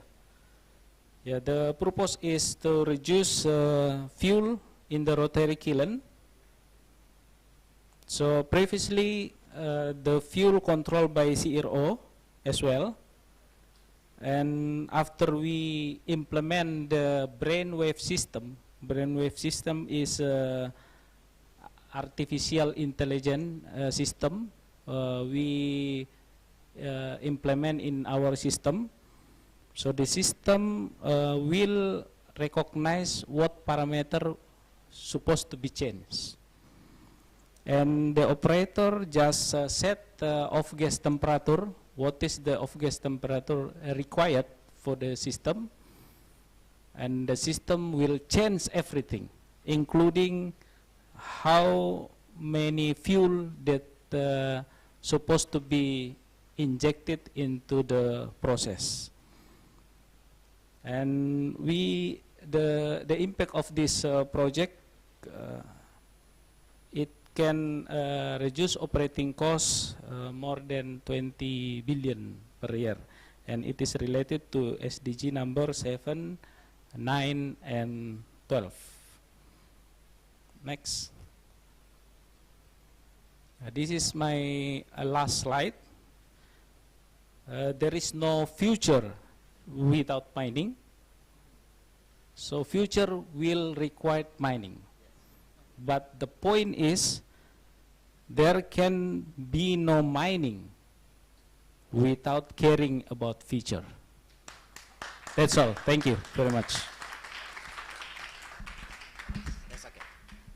Thank you, Pak Zain. Very enlightening and understanding of how PT Vale operate the technology in the mining industry. Yeah, we can see from the slides how they use the advanced technology in order they can achieve these SDGs, and it's properly mentioned what type of indicators that we can save, yeah, for the future.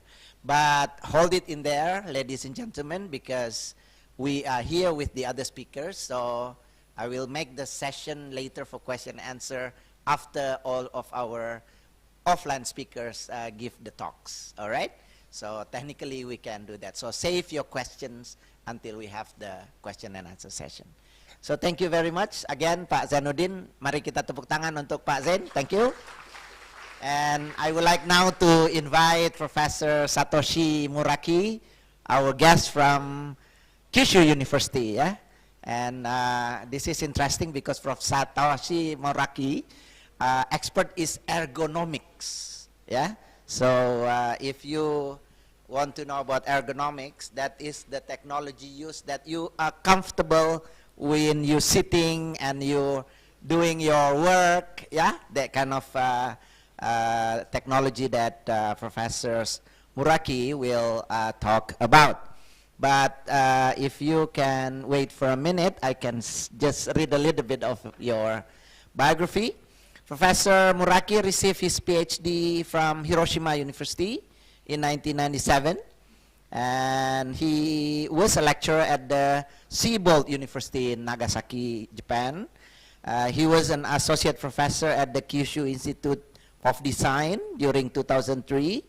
And since 2003, he has been an associate professor in the Faculty of Design in Kyushu University. His current research interests include ergonomics and exercise physiology. So Dr. Muraki is a member of the American College of Sport Medicine. So this is the interesting topic, ergonomics and sport medicines, because this is very much related to each other. Ladies and gentlemen, let's listen to Professor Muraki's talk about ergonomics. Time is yours, Sensei. Dozo. Hi.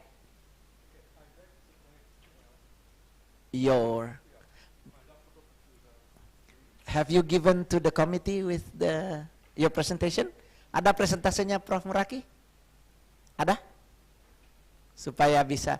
It's better for them to share, or you would like to share? To share directly from your laptop. Bisa nggak?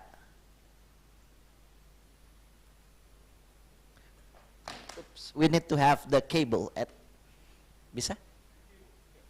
Yeah. Yeah. Boleh, no? Satu mate.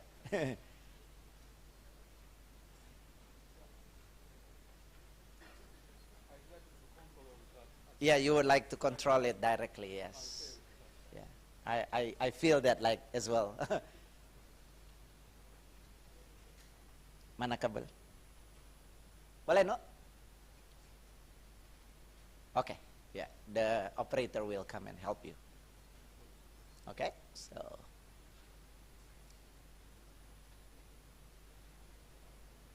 Yeah, and our last speaker will be Prof. Zali. Prof. Zali's expert is in transportation, so we have varieties of topic today from chemical engineering, ergonomics, yeah.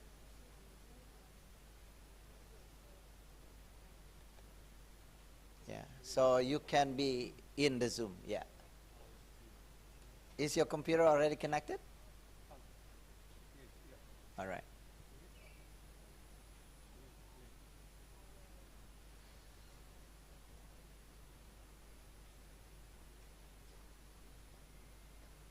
Okay. Ya, sabar dikit ternyata.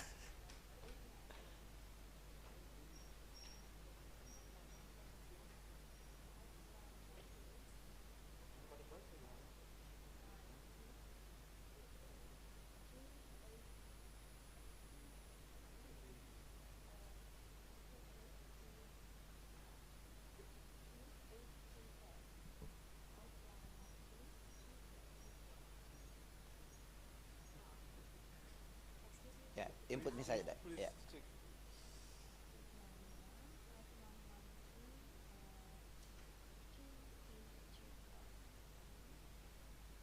Okay.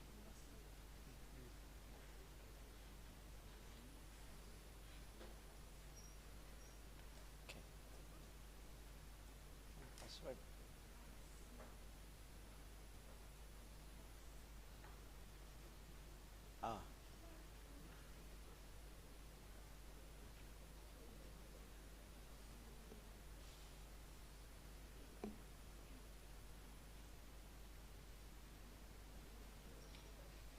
Okay, now we connected. All right. So you can directly share. Jadikan host ya. Excellent. This is also part of the technology that sometimes we have to bear with. Ja, daijoubu desho ka? Daijoubu desu. Hai. Baik, Bapak Ibu, ladies and gentlemen, mari let's listen to Professor Murakis. Not yet on the screen. It takes sometimes a delay to get it.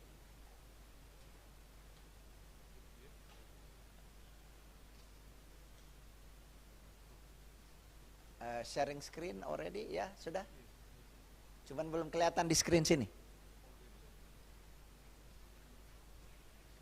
Once again. Ah, there you are. Okay, now you put full slides. Yes. Okay. It takes a delay a little bit. Okay, time is yours, Sensei. Now, 20 minutes until then we can also have a discussion later. Yeah, dozo.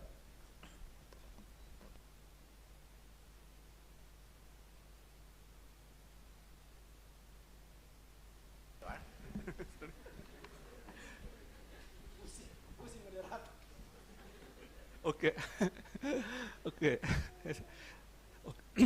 Selamat siang. Oke, selamat siang. Oke. Thank you very much for giving this. Sorry. Thank you very much for inviting me to this great conference. I'm sorry. Nama saya Satoshi Muraki. Okay. I'm a professor at the Faculty of Design Kyushu University in Japan, and a Faculty of Design. Our faculty has an agreement with the Faculty of Engineering in Hasanuddin Universities. So I'm very glad to share my research and presentation with you. So today I'm going to talk about the innovating technology for society with long life expectancies. First, I'll address the society with long life expectancy in Japan and issues facing older adults in a technological society. Then I'll discuss ideal technological society with long life expectancy. So this slide shows the human survival rate from the 50,000 years ago to the present. So in the past, as you know, a few people had long lives. However, nowadays, most people have longer life expectancies. In Japan, nearly half of the female lives to the age of 80 years. Longest confirmed human lifespan on record is 122 years. So, according to this record, it suggested the maximal human lifespan is about the 120 years, and average life expectancy will continue to increase. Of course, that average life expectancy varies from the countries. This table shows the worldwide ranking of the average life expectancies. So, do you know which country ranks first in the world? Yes, Japan, my country, 84.3 years. How about the Indonesia's?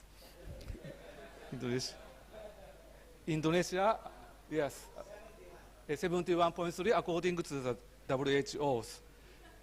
However, the average life expectancy in Indonesia has been consistently increasing like that. So I think that the Indonesia will also become a society with longer life expectancies in near futures. Here, what has contributed to the longer life expectancies? In the past, mainly three factors, medicine, nutrition, hygiene, had contributed to the longer life expectancies. And at the present, in addition to the three factors, improvement of the lifestyle and living environment has contributed to the longer life expectancies. Okay. So this slide shows some photo in Japan. When you visit the Japan, you will see the many older people in the city and countryside.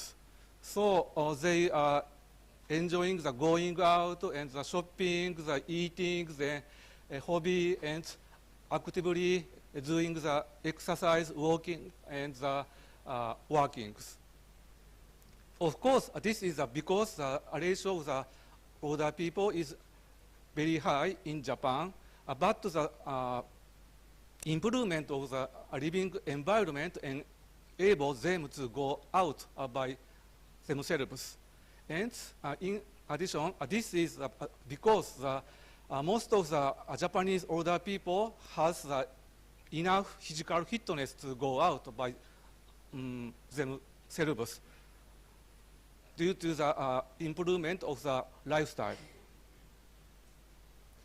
So in our campus, we run the exercise class twice a month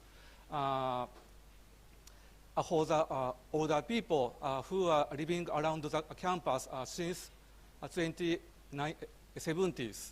So average age of the participant is about 77 years old. I think that they look younger than the real ages.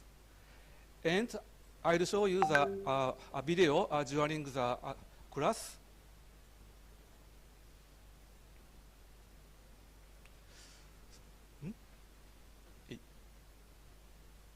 Not one. So they are doing the step exercise with university students together, like this. Some of them are, so in some, age is over 80s. So this slide shows recent annual changes of the physical fitness score reported by the government. A physical fitness score includes a score of muscle strength and endurance, gait performance, agility, flexibility, balance, etc. Left graph shows the annual change of the score among young and middle-aged groups. It has been not increasing much. In contrast, among the older groups, it has been increasing consistently like that. What is remarkable is that the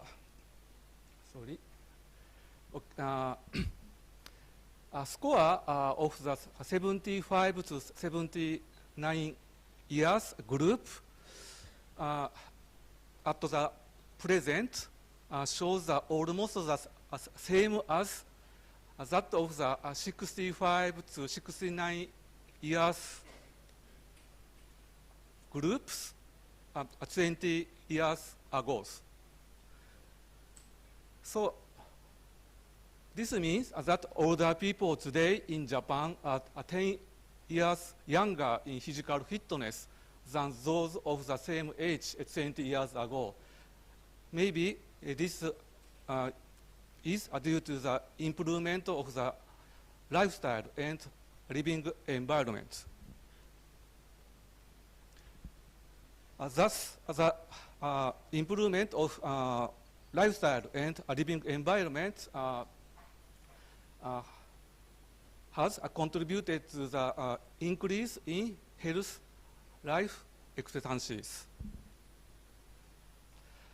However, nowadays, so at the same time, older people face major problems.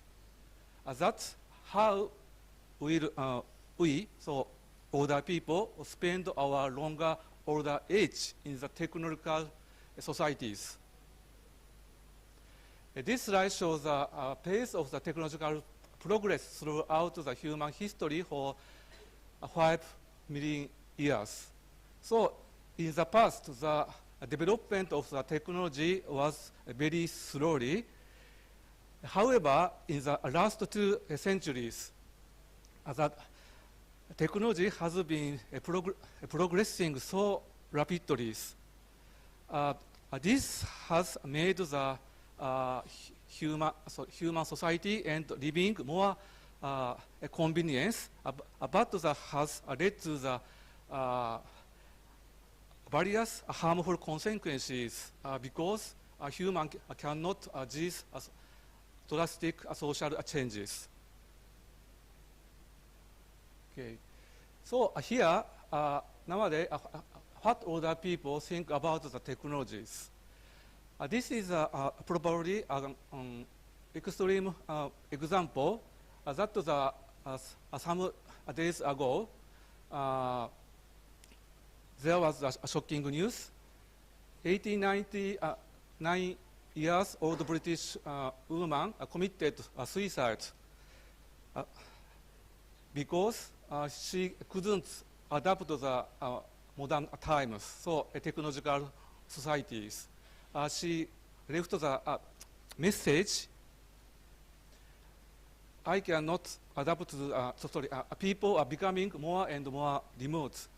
We are becoming robots. It's a lack of humanities. And right graph shows a survey regarding the intention to receive care by a nursing robot. So a percentage of the respondents who would like to use the nursing robot decline with age. It means that the acceptance of the technology decline with age.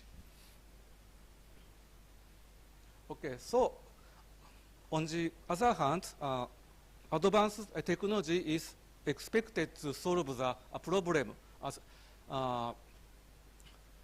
aging society and older people have. For example, decline of physical ability, dementia, shortage of caregivers, traffic accident, loneliness, difficulty in going outside, etc.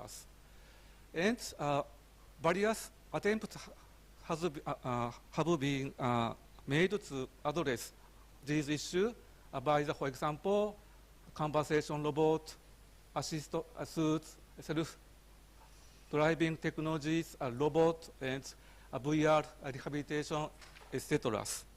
However, it's important to remember that development in recent technology have profoundly changes the role of the older peoples. So, at the famous conference in 2002, Mr. Kofi Annan stated in Africa, it says that when an old man dies, a library vanished. Older persons are intermediaries between the past, the present, and the futures. So, as he mentioned, the older people have acquired a precious experience, knowledge, know-how, wisdom throughout their long lives, which has contributed to the development of the society in each age and has been the main role throughout the human histories. However, in the digital age, we often search for the information easily throughout the internet without relying on the older people's wisdom. So, development of technology has hosted both present and future seniors including you, to find the new social roles. And let's get back on the topic. So I ask these questions to the participant in our exercise class, and I'll show you some answers. It's more important to live a human life than a comfortable one. I don't want to be too dependent. I only want to rely on it when I really need it. In summary, they think that too much reliance on the technology is not good for their health and lives. And of course, there are some positive opinions of the use of the technologies. For example, the use of technology stimulates the brains. It's important to live an independent life. I'll skip this, sorry. Yes. And of course, there are a personal preference. So individual differences in the use of technologies. So during a COVID-19 pandemic, I offered the remote exercise class to the participants. And before starting the remote class, I surveyed the interest in the attending online classes. And the answer was categorized into three opinions. Want to attend and want to decide after trial and not interested at all. So, we have to consider the personal preference to the technologies. And this is a photo remote exercise class. I tried 7 times using the Zoom. Finally, I'll discuss the ideal technology for the society with a longer life expectancies. So I think in near future, advanced technologies support and will support and assist awakens the mental and physical functions anywhere, any time, and in any situations. So, and however, I think that as human history has proven, technology also cause some harmful consequences. So we have to expect the harmful consequences by the advanced technology for the older peoples. And so I expect that harmful consequences like that. For example, alienation from society, aversion to the learning new technology, technical dependency, decline of affections, and declining motivation to life.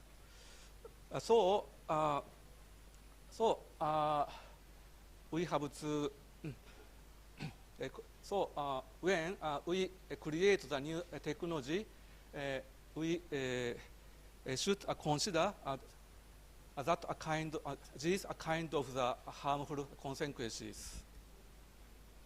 So, in conclusion, to create the ideal technology society with a longer life expectancy, we have to create a technology that older adults can adapt effortlessly.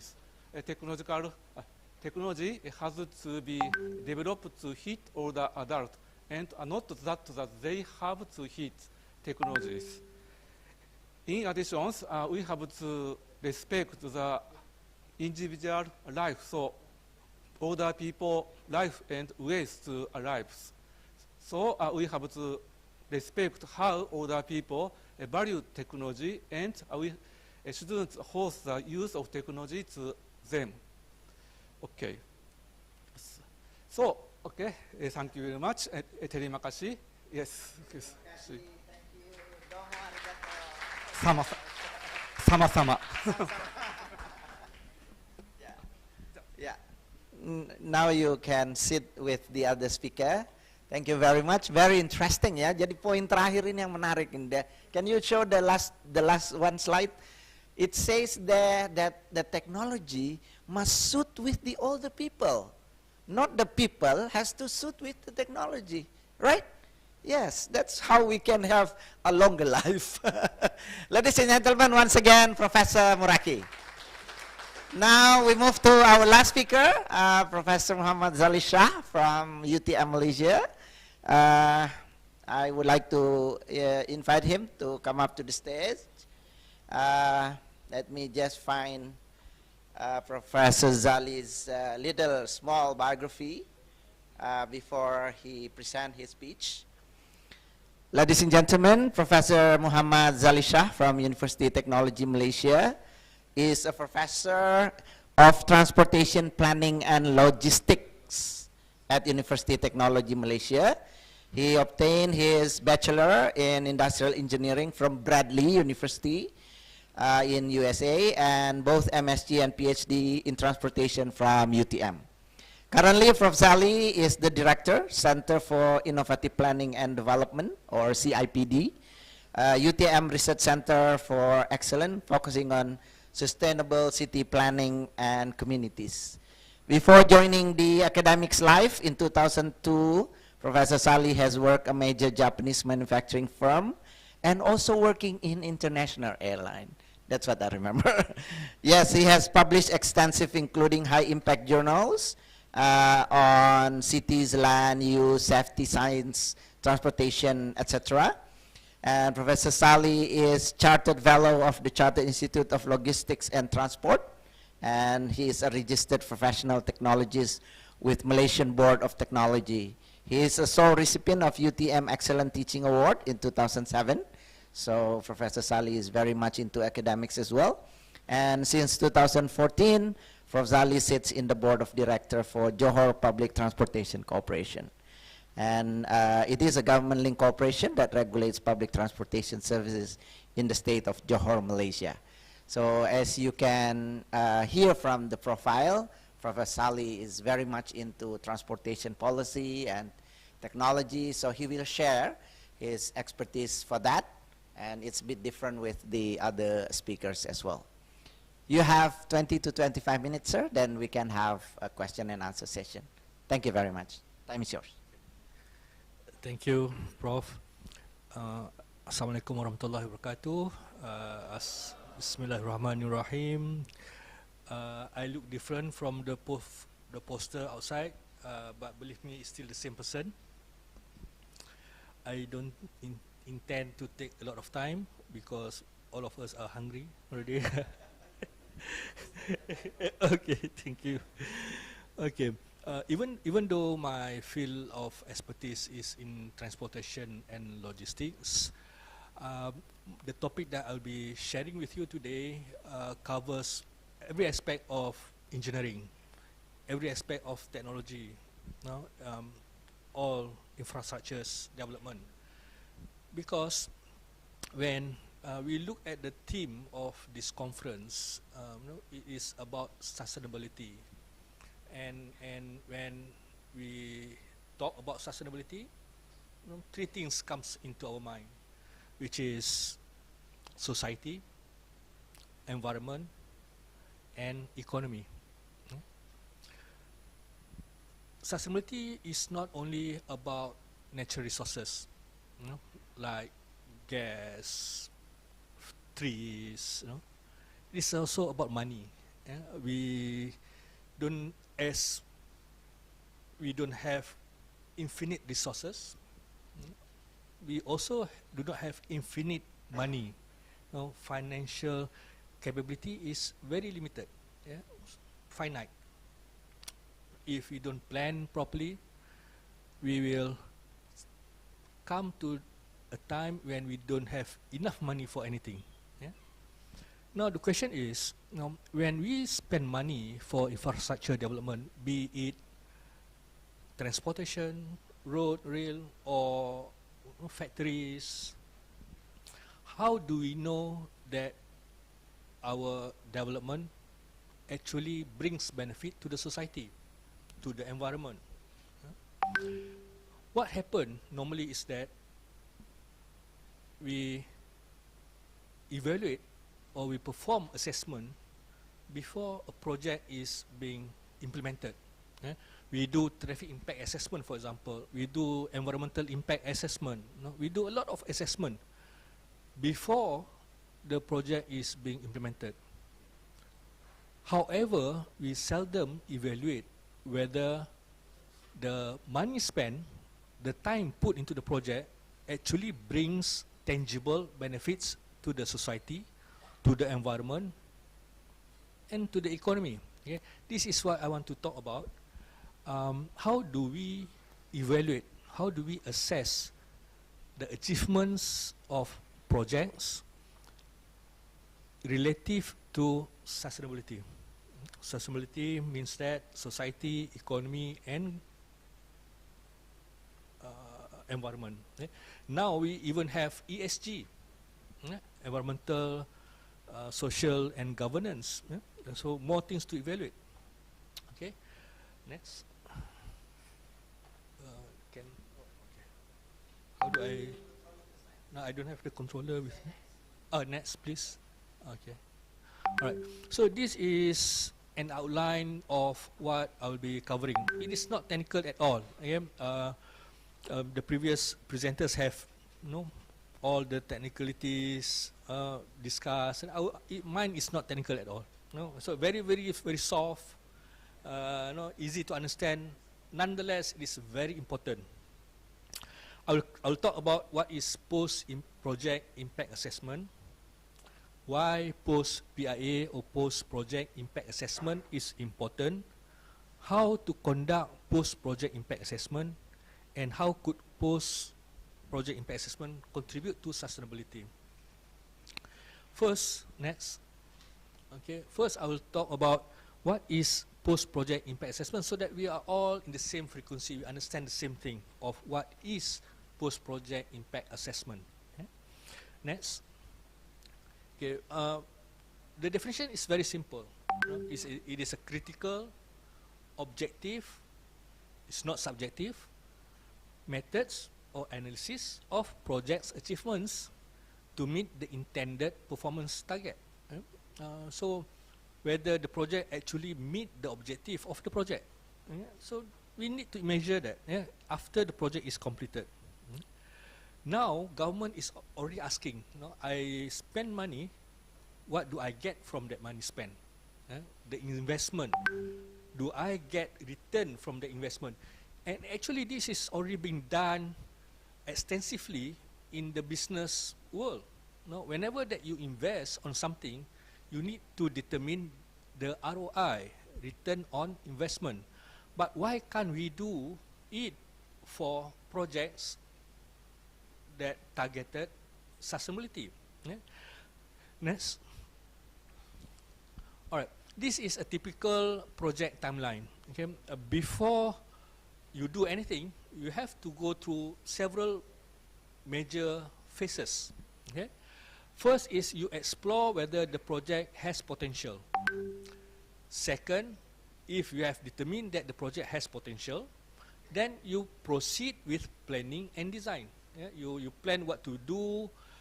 You do maybe engineering design and whatnot, and then you execute the project. And finally, once the project is completed, people get to use it. People get to reap the benefit of the project. Next. Okay. These are some of normal assessments that are being done during the entire phase of the project. First, during exploration, you have feasibility study, you have social impact assessment, you have environmental impact assessment. Then, when you in the planning and design stage, you have TIA, traffic impact assessment, detailed environmental impact assessment, and many other type of assessments. But most of these assessments are conducted prior to the project, before the project is executed. Yeah? And during the execution, you have to monitor the safety standards and whatnot. Yeah? After the project is completed, sometimes you measure the project based on certain standards, like green highway standards, green energy, universal design, and some of these assessments, after the project is completed, were not meant to be done. It was not part of the idea or the aim of the project itself. After the project completed, then you say, maybe we should assess in this area. Maybe we check whether the highway is green. Yeah? And this create problems, yeah? Because what is being assessed are not the objective of the project. Yeah? So the question is, next,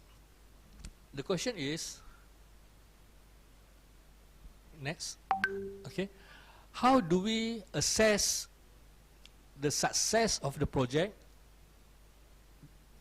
How do we evaluate the achievement of project after the project is completed? Okay. Right, next. Okay. Why is post-PIA important? Okay. Post-PIA, project impact assessment, is important because, next, okay, first, it identifies attainment status of project deliverables. Had we achieved the objective of the project? If you want to reduce accidents by 10%, has the project actually reduced the accidents by 10%? We want to improve the household income of the society or the community by 25%. Has the project actually increased the household income of the community by 25%? So we need to measure that, because that is the idea, that is the reason why we do it. And then we need to measure whether the project has actually achieved the project's objectives. When people prepare proposals, they identify the objective of the projects. Want to achieve this, want to do this, want to reduce this. Has actually those objectives been achieved? Evaluates the project ROI, return of investment. We invest money, we invest time, we invest resources. Has it given good return on those investment? Yeah? Assess shortfalls of project's contribution. We need not only measure success, we also need to document failures. Yeah?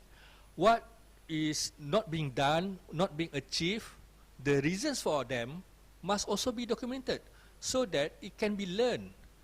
Future projects, future similar projects can learn from the pitfalls, the shortfalls of previous projects, so that it will not be repeated again.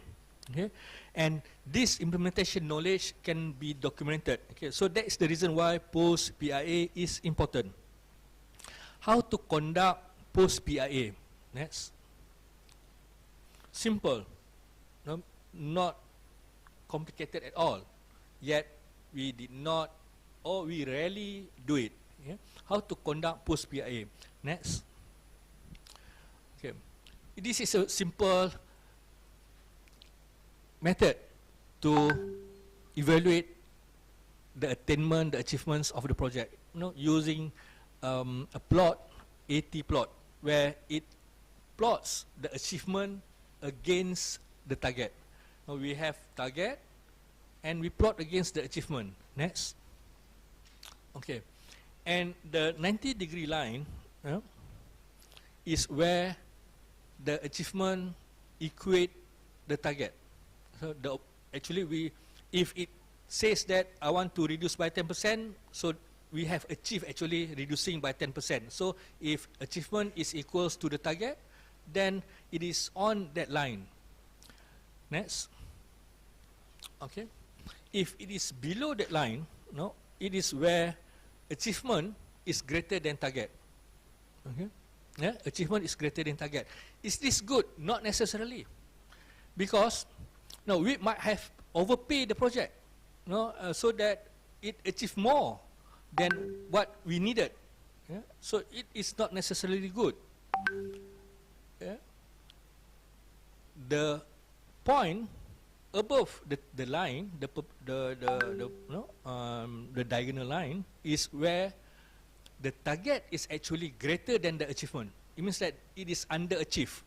No, we targeted 10%, we actually achieved only 2%.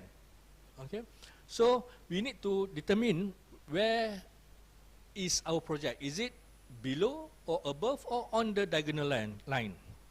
Okay, next. All right. It is very simple statistics that we can do. Now you have learned this in your undergraduate. Yeah, so we can determine, we can evaluate the differences, yeah, between the target and the achievements. Okay, this is a very simple t-test, yeah, to determine differences, the statistical significance of the differences. Yeah, so remember what we want to measure is the differences between achievements and targets. Okay, next. Okay, this is a simple table that you can construct to evaluate, yeah, the differences, yeah, whether it is significant or not. Yeah. Next. Okay, again, this is a very simple process. You have learned this. To conduct statistical test of hypothesis, okay, in order for us to statistically and objectively determine whether we have attained the intended performance objectives of the project. Okay. Next, I give you one simple example. This is actually a real life project that I have done. Okay. Next. So this is a project to improve walkway facility, pedestrian facility, in a village, in a city, in a rural town in Malaysia. What we want to do, we want to achieve is, we want to reduce accidents, yeah, among pedestrians, so people who walk. Next. All right. So this is a simple method to determine how we do the assessment. Yeah, you can read. So the project itself cost us 2.5 million. Does that 2.5 million actually worth it? Does it actually make it safer to walk? Yeah? And we have identified 3 criteria that we will measure the success of the project. Yeah? So this performance criteria, there are 2. There are 3 actually performance criteria. One is number of traffic accidents involving pedestrians. Number of personal injury involving pedestrians is the second criteria, performance criteria, and third is the number of snatch theft cases. Yeah, snatch theft. Saya tak dia orang naik motosikal, lepas tu tarik handbag, pegal ya, pegal ya, snatch theft, ya, snatch theft. Yeah, alright. So it happened also in Malaysia. Alright. So this is the performance target. The project we spent 2.5 million. We have this target that the number of traffic accidents involving pedestrians will be only maximum of 7 per year. Number of personal injury involving pedestrians 5, and number of snatch theft cases 0. Yeah? And after we completed the project, we measure again, okay, whether we have achieved that performance target. And after 1 year, okay, we measure all these criteria. We found that the number of traffic accidents involving pedestrians has reduced from 7 to 5. Yeah? Number of personal injury involving pedestrians, is reduced to 2. But the number of snatch theft cases, we wanted zero snatch theft, but we still have 1 case. Okay, all right. So overall, given this multi-criteria, does the project achieve the intended objectives? Does it perform? Does it provide returns of the investment of that 2.5 millions? So, you can do very simple statistical analysis next. Okay, next. So I'm not going to bore you with all the statistics, yeah. But okay, from the test of hypothesis, whether the achievement is less than the target, when you say it is not achieved, yeah. And in that test, we found that the p-value is greater than alpha, greater than 0.05 at 95% significance level. So we say that the project has not significantly improved the pedestrian safety based on the 3 criteria. Yeah. Why the achievement must be less than target? Because we want to reduce. We want to reduce, we want to minimize. If your target is wanting to improve something, for example, to improve household income by 1,000 ringgit per month, then you must measure whether achievement is greater than target. Okay, so it must fit with the objective of the program. Okay, so that 2.5 million has not actually improved anything.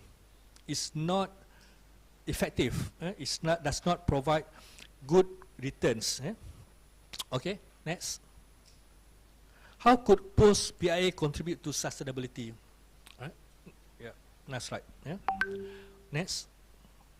First, it makes us plan on what we want to achieve. Sometimes we do without planning on how we are going to be measured. Yeah.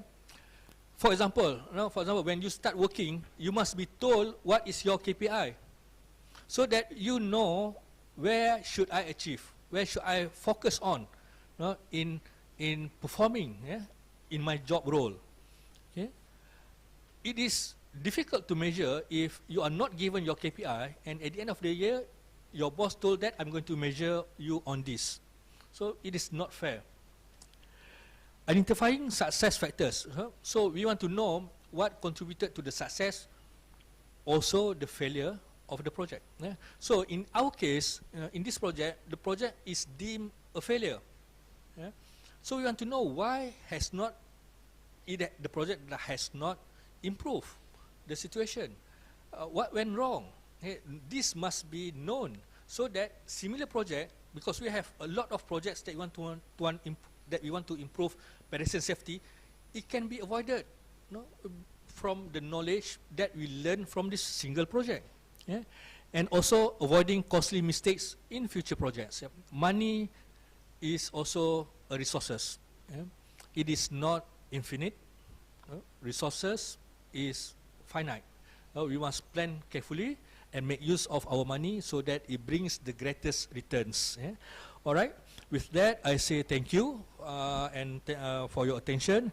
Inshallah, hopefully we can learn from this and maybe apply in Indonesia as well. Thank you very much. Sangat menarik ya. I thought you were going to talk about transportation concept, but this is even more better, much better. I myself, ladies and gentlemen, as a moderator, learn a lot today from our 5 speakers. Yeah, so thank you very much, Prof. Zali. It leaves us actually 12 o'clock now. We have to start our parallel session at 1 because that would be lunch and also for praying time. But allow me to give another 15 or 20 minutes, just a session for you. You can dig up more from the speakers, from our 3 speakers. You can ask about PT Vale, how the processing system, etc. in their operations. We have Professor Muraki talk about how you can be healthy and how the older people of ergonomic concept can prolong our life. And of course from Prof. Zali, I learned a lot about this, how this post-investment project we can assess. And it's a very easy example for us to learn. So, any of you would like to give question? Just raise your hands. We have 1, 2, Anyone from this left side? Yes. These are all speakers for our conference, so we'll have parallel sessions after this, so everyone can learn. Okay, your turn. Panitia, can we have a mic to our questioner? Yeah, simple, to the point. Ya, nama. Silakan. Bisa? Dipencet. Just need to pencet. Ya. Okay. Okay, so good afternoon. My name is Valerie. I'm from Mechanical Engineering. So my question is for Professor Satoshi Muraki. Okay. And Sensei. as what I see from the curve of life expectancy of human from year to year, either Japan and Indonesia, female curva leads. And also total score in agility, etc. of human in younger years, which is 0 to 50 years old, the male leads. But in older years, which is 60 to 80 years old, the female somehow leads slowly. All right. What affect these two conclusions? What affect to? These two conclusions. What effects of these two conclusions? Yeah. All right. I hope you can catch from your curve that you show. Yeah. Female in general is longer life, but there are certain age that the woman is longer than the male, right? In your curve, yes. What is the effects, or what affects this? Why female or women in the age at 50 or something, they have longer life than male? Why is this? Yes. Thank you. From Mechanical Engineering. Yeah. Thank you very much. So your question means difference in the life expectancy between male and female, yes. and the reasons. Yes, and the reason. Yes, reason. Yes. Okay. Thank you very much for your question. Yes. In the most countries, the average life expectancy is longer in female than male. Yes. So women live longer than us. Yes, and average difference is about the 3 to 5 years, about the depending on the countries and cultures. Okay, and then why the female shows a longer life expectancy? I think there are many reasons, and so I think that most of reason is that the it's a very difficult to say that the role of in the society in female is larger, much than that of the male. Okay. Yeah. So, for example, I think that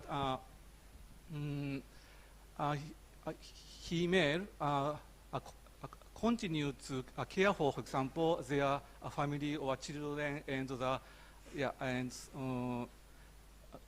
grandchildren. Yeah. So this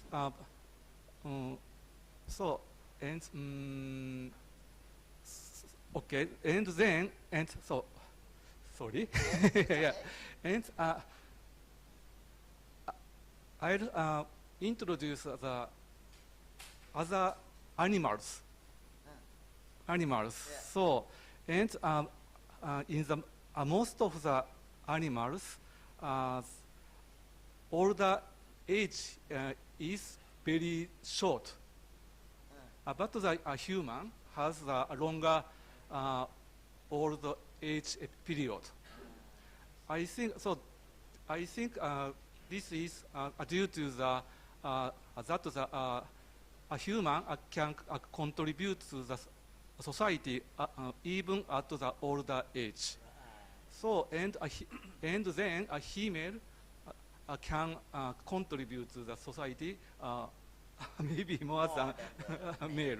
So I think, yeah. So I think, yeah, yes. So this is one of the reasons, and other reason is lifestyle. So male, for example, eat the much, much, and so and then no exercise and no work in the home.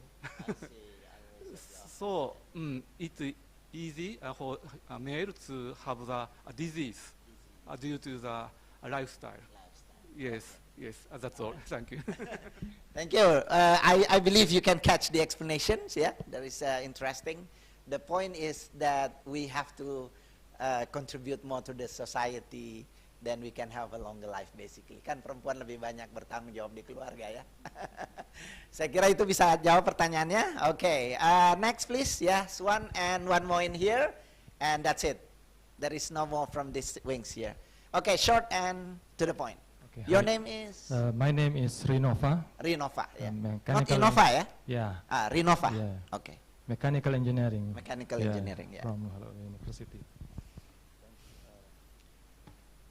ちょっと待って。 Hi. Oh, your question is also for Prof. I Raki. want to ask Professor Professor Miruka Sensei. No, Muraki. Muraki Yeah. Sensei.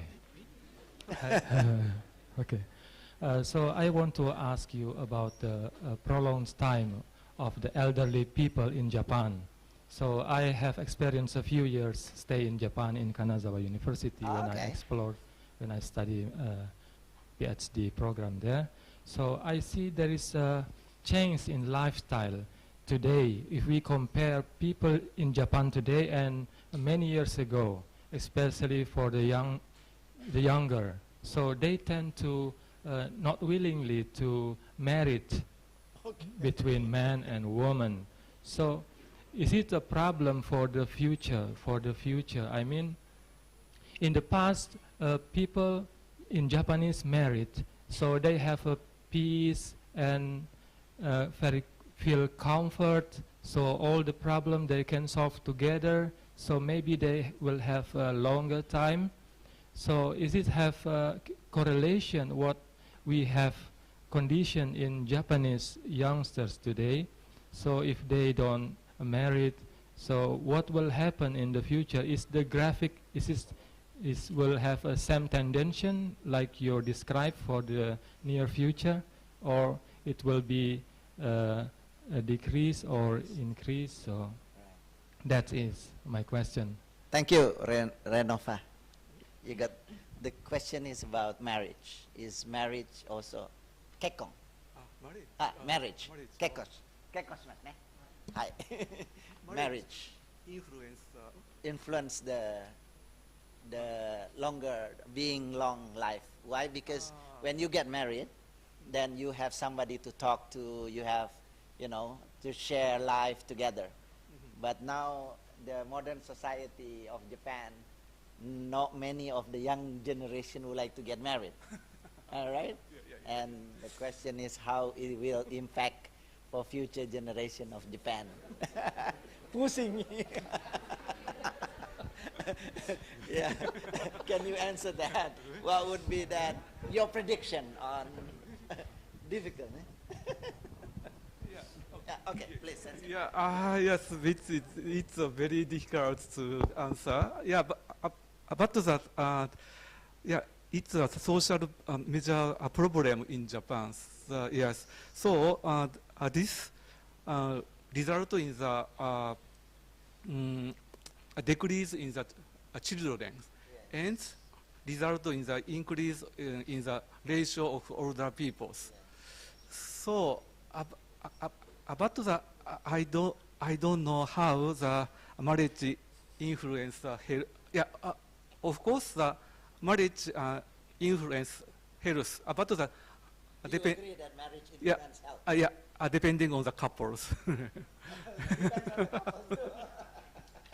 Yeah. Okay. Yeah, but I think that there is a survey which investigates the effect of the marriage on the health on the yes. But sorry, I have no information about that.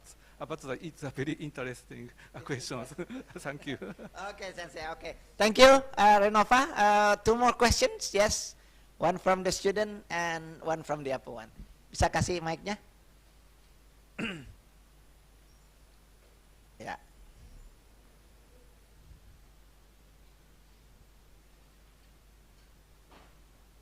This. Yeah. Okay, thank you for the opportunity. I would like to ask Professor Muhammad Saliza. Yeah. This question is from Sali. I actually have two questions. So my first question is, when is it actually this assessment, post-project impact assessment be done? Is it before the project, or is it when the project running, or after the project? And my second question is, as far as I understand from this assessment, I understand that this is a project-based assessment. So my question is it relevant for this assessment to be implemented in a company base that runs their business daily, like mining or oil and gas or something? Okay. That might be my question. Thank you. It's quite very clear, Prof. Sali. Time. Thank you for the question. Very good one. Post-project impact assessment must be done and is done after the project completes. But the planning for doing that must be done before the project complete, before even the project starts. In other words, you have to determine what that will be evaluated before the project starts, but the evaluation process itself is after the project completes. Just like when you attend a class, the lecturer will tell you that I will evaluate you on this 1, 2, 3, and 4. But the evaluation or the assessment is not done yet. Only after you have completed the class, or you have studied or have gone through all the lectures, then only you will be evaluated on this 1, 2, 3, and 4 items. So assessment itself is done after. The planning for the assessment, the identification of the criteria to be assessed must be done before. Okay. I would like to add, sometimes people ask me, when should I do it after the project completes? It depends on how long. It depends on the project. You cannot say you must do it after 1 year. No, it is actually based on the project. For example, in this case, in my project that we did in the pedestrian project, we did it after 1 year so that everybody get to use it. But some project may take 5 years before you start evaluating the achievement of the projects. Okay. The second question is, can it be done at a company? Can private organization, private company like PT Vale can do it? Of course, of course. Especially, I like the example given by my friend. The Dear project, the Dear project. It is a CSR project. Betul, Pak? Part of them. Of course. The company need to invest to identify land, have to pay for the food for the deer, have to pay salary for people who take care of the deers. What to be achieved from that? What benefits that it brings to the society, to the community, to the environment, or even to the company? For example, the company might want to use that project to increase, to boost the image of the company in its strategy towards sustainability. Whether that project has actually achieved that. So it can be done by a company. Or you want to engage a consultant to do ISO certification of your processes. No? What do we need from that certification? What do we want to achieve from that certification? What we want to improve from that certification? So you have to measure. You have to determine what that you will measure after you get that certification. Whether do we really achieve it? Yeah? So normally in the company it is quite often done, but community project, for example, is not that that common. Yeah. Thank you, Zali.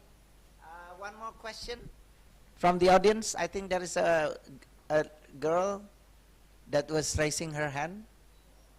Anyone? I know in this audience that not only students, but there are also lecturers that are ready to present their papers after lunchtime for the parallel session. Any more? Yeah, okay, last question. Can you give the mic before and after this we have closing remarks from each of the speakers. Yes. Okay. Bisa mic? Check. Ya, silakan. Okay, thank you for the opportunity. I want to ask to the PT Vale. Okay, everyone got questions? Ya, silakan. Yes, I'm curious about so previously you have discussed about the several technologies related to handling or deal with or optimizing with the production process, including the use of hydropower, optimizing about the wastewater treatment plant, and etc. I'm curious about the nickel slag. So as far as I know, nickel production only reaches 60% from the production of materials you use. So that leaves 40% that becomes waste. Perhaps. Mm-hmm. So can you explain it? Is these circumstances in production in PT Vale Mm-hmm. occurs? Okay. If there is, so how do you deal with it? All right. So, questions about the waste, how you manage. Okay, thank you very much for the question. It is a very good question, actually.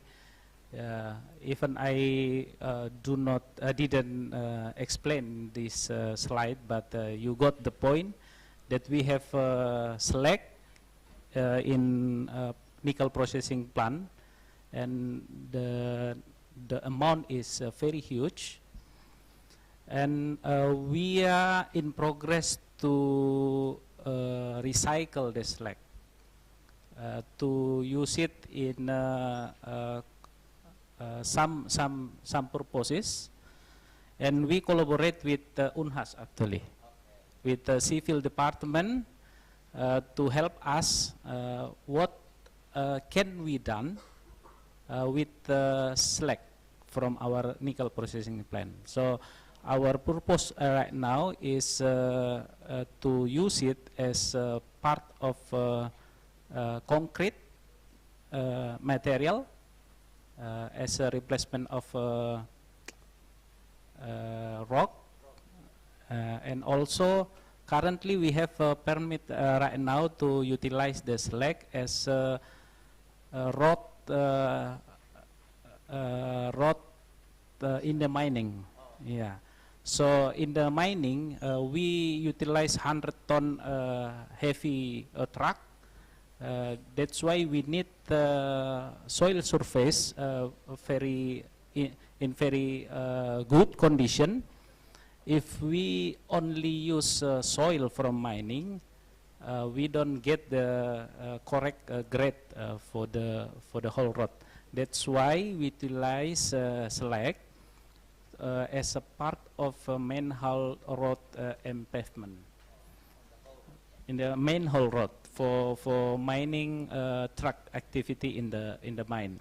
But in the current condition, we are in progress to study what else can be done with select collaborate with the civil department in Unhas.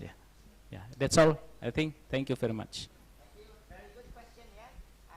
All of these students has good English as well.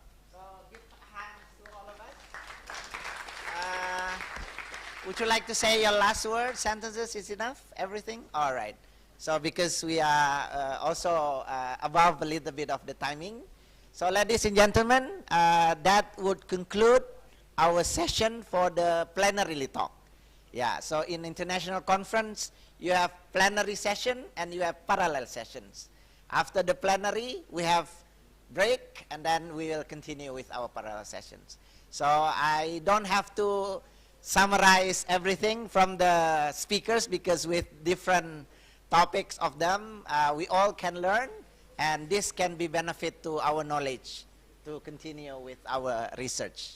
Thank you very much to all the speakers. Let's once again give hands to them. There won't be any more ceremony because we already did that. And as a moderator, I finished my assignment. Thank you very much for your participation. And we hope to see you again in the parallel session and the future internal conference. Thank you very much and wabillahi taufiq wal hidayah. Wassalamualaikum warahmatullahi wabarakatuh.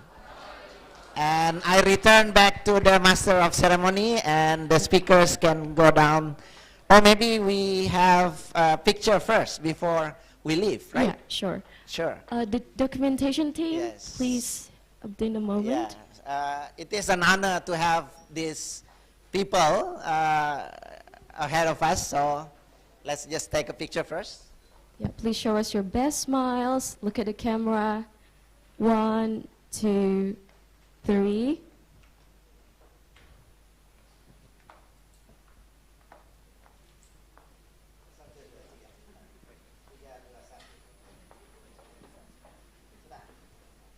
Once again, 1,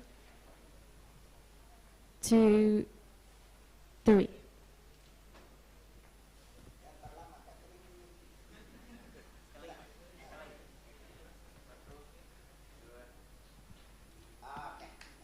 Okay, thank you very much. Thank you very much, Mr. Ilham.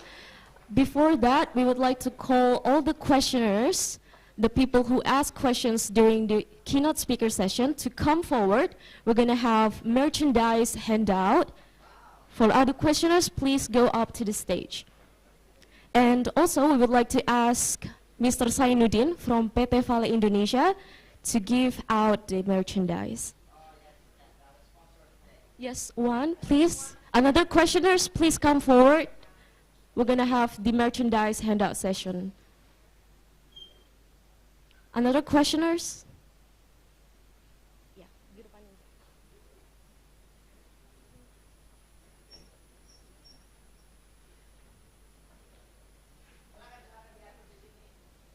Yes.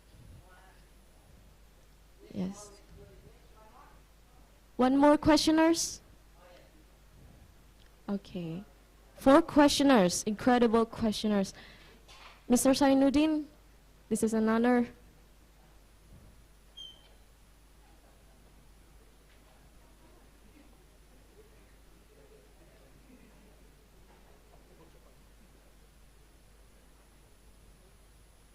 This is the merchandise, special merchandise from PT Vale Indonesia. Please give it a round of applause.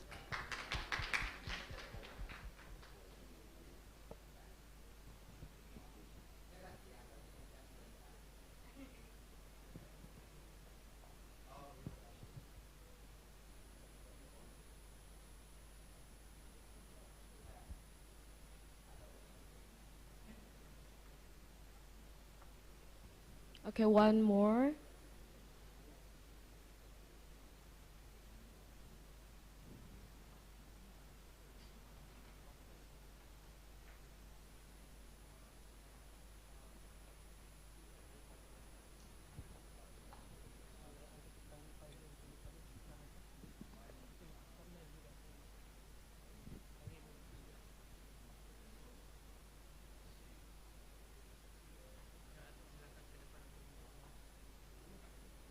Okay, one last merchandise for our moderator. Mr. Ilham, please come forward.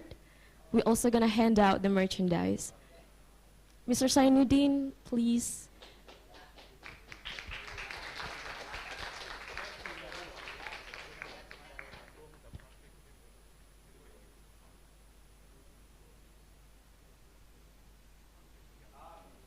Okay, thank you very much. So that's all the handout session from PT Vale Indonesia. Now, for the end of the session, we're gonna go into a lunch break. All the participants might leave the room, and as for the presenters, keynote speakers, and all the audiences, Mr. and Mrs., we might go to the dining hall right beside this room. So thank you very much for your attentions. We're gonna have a lunch break, and see you at the next event. Wassalamualaikum warahmatullahi wabarakatuh.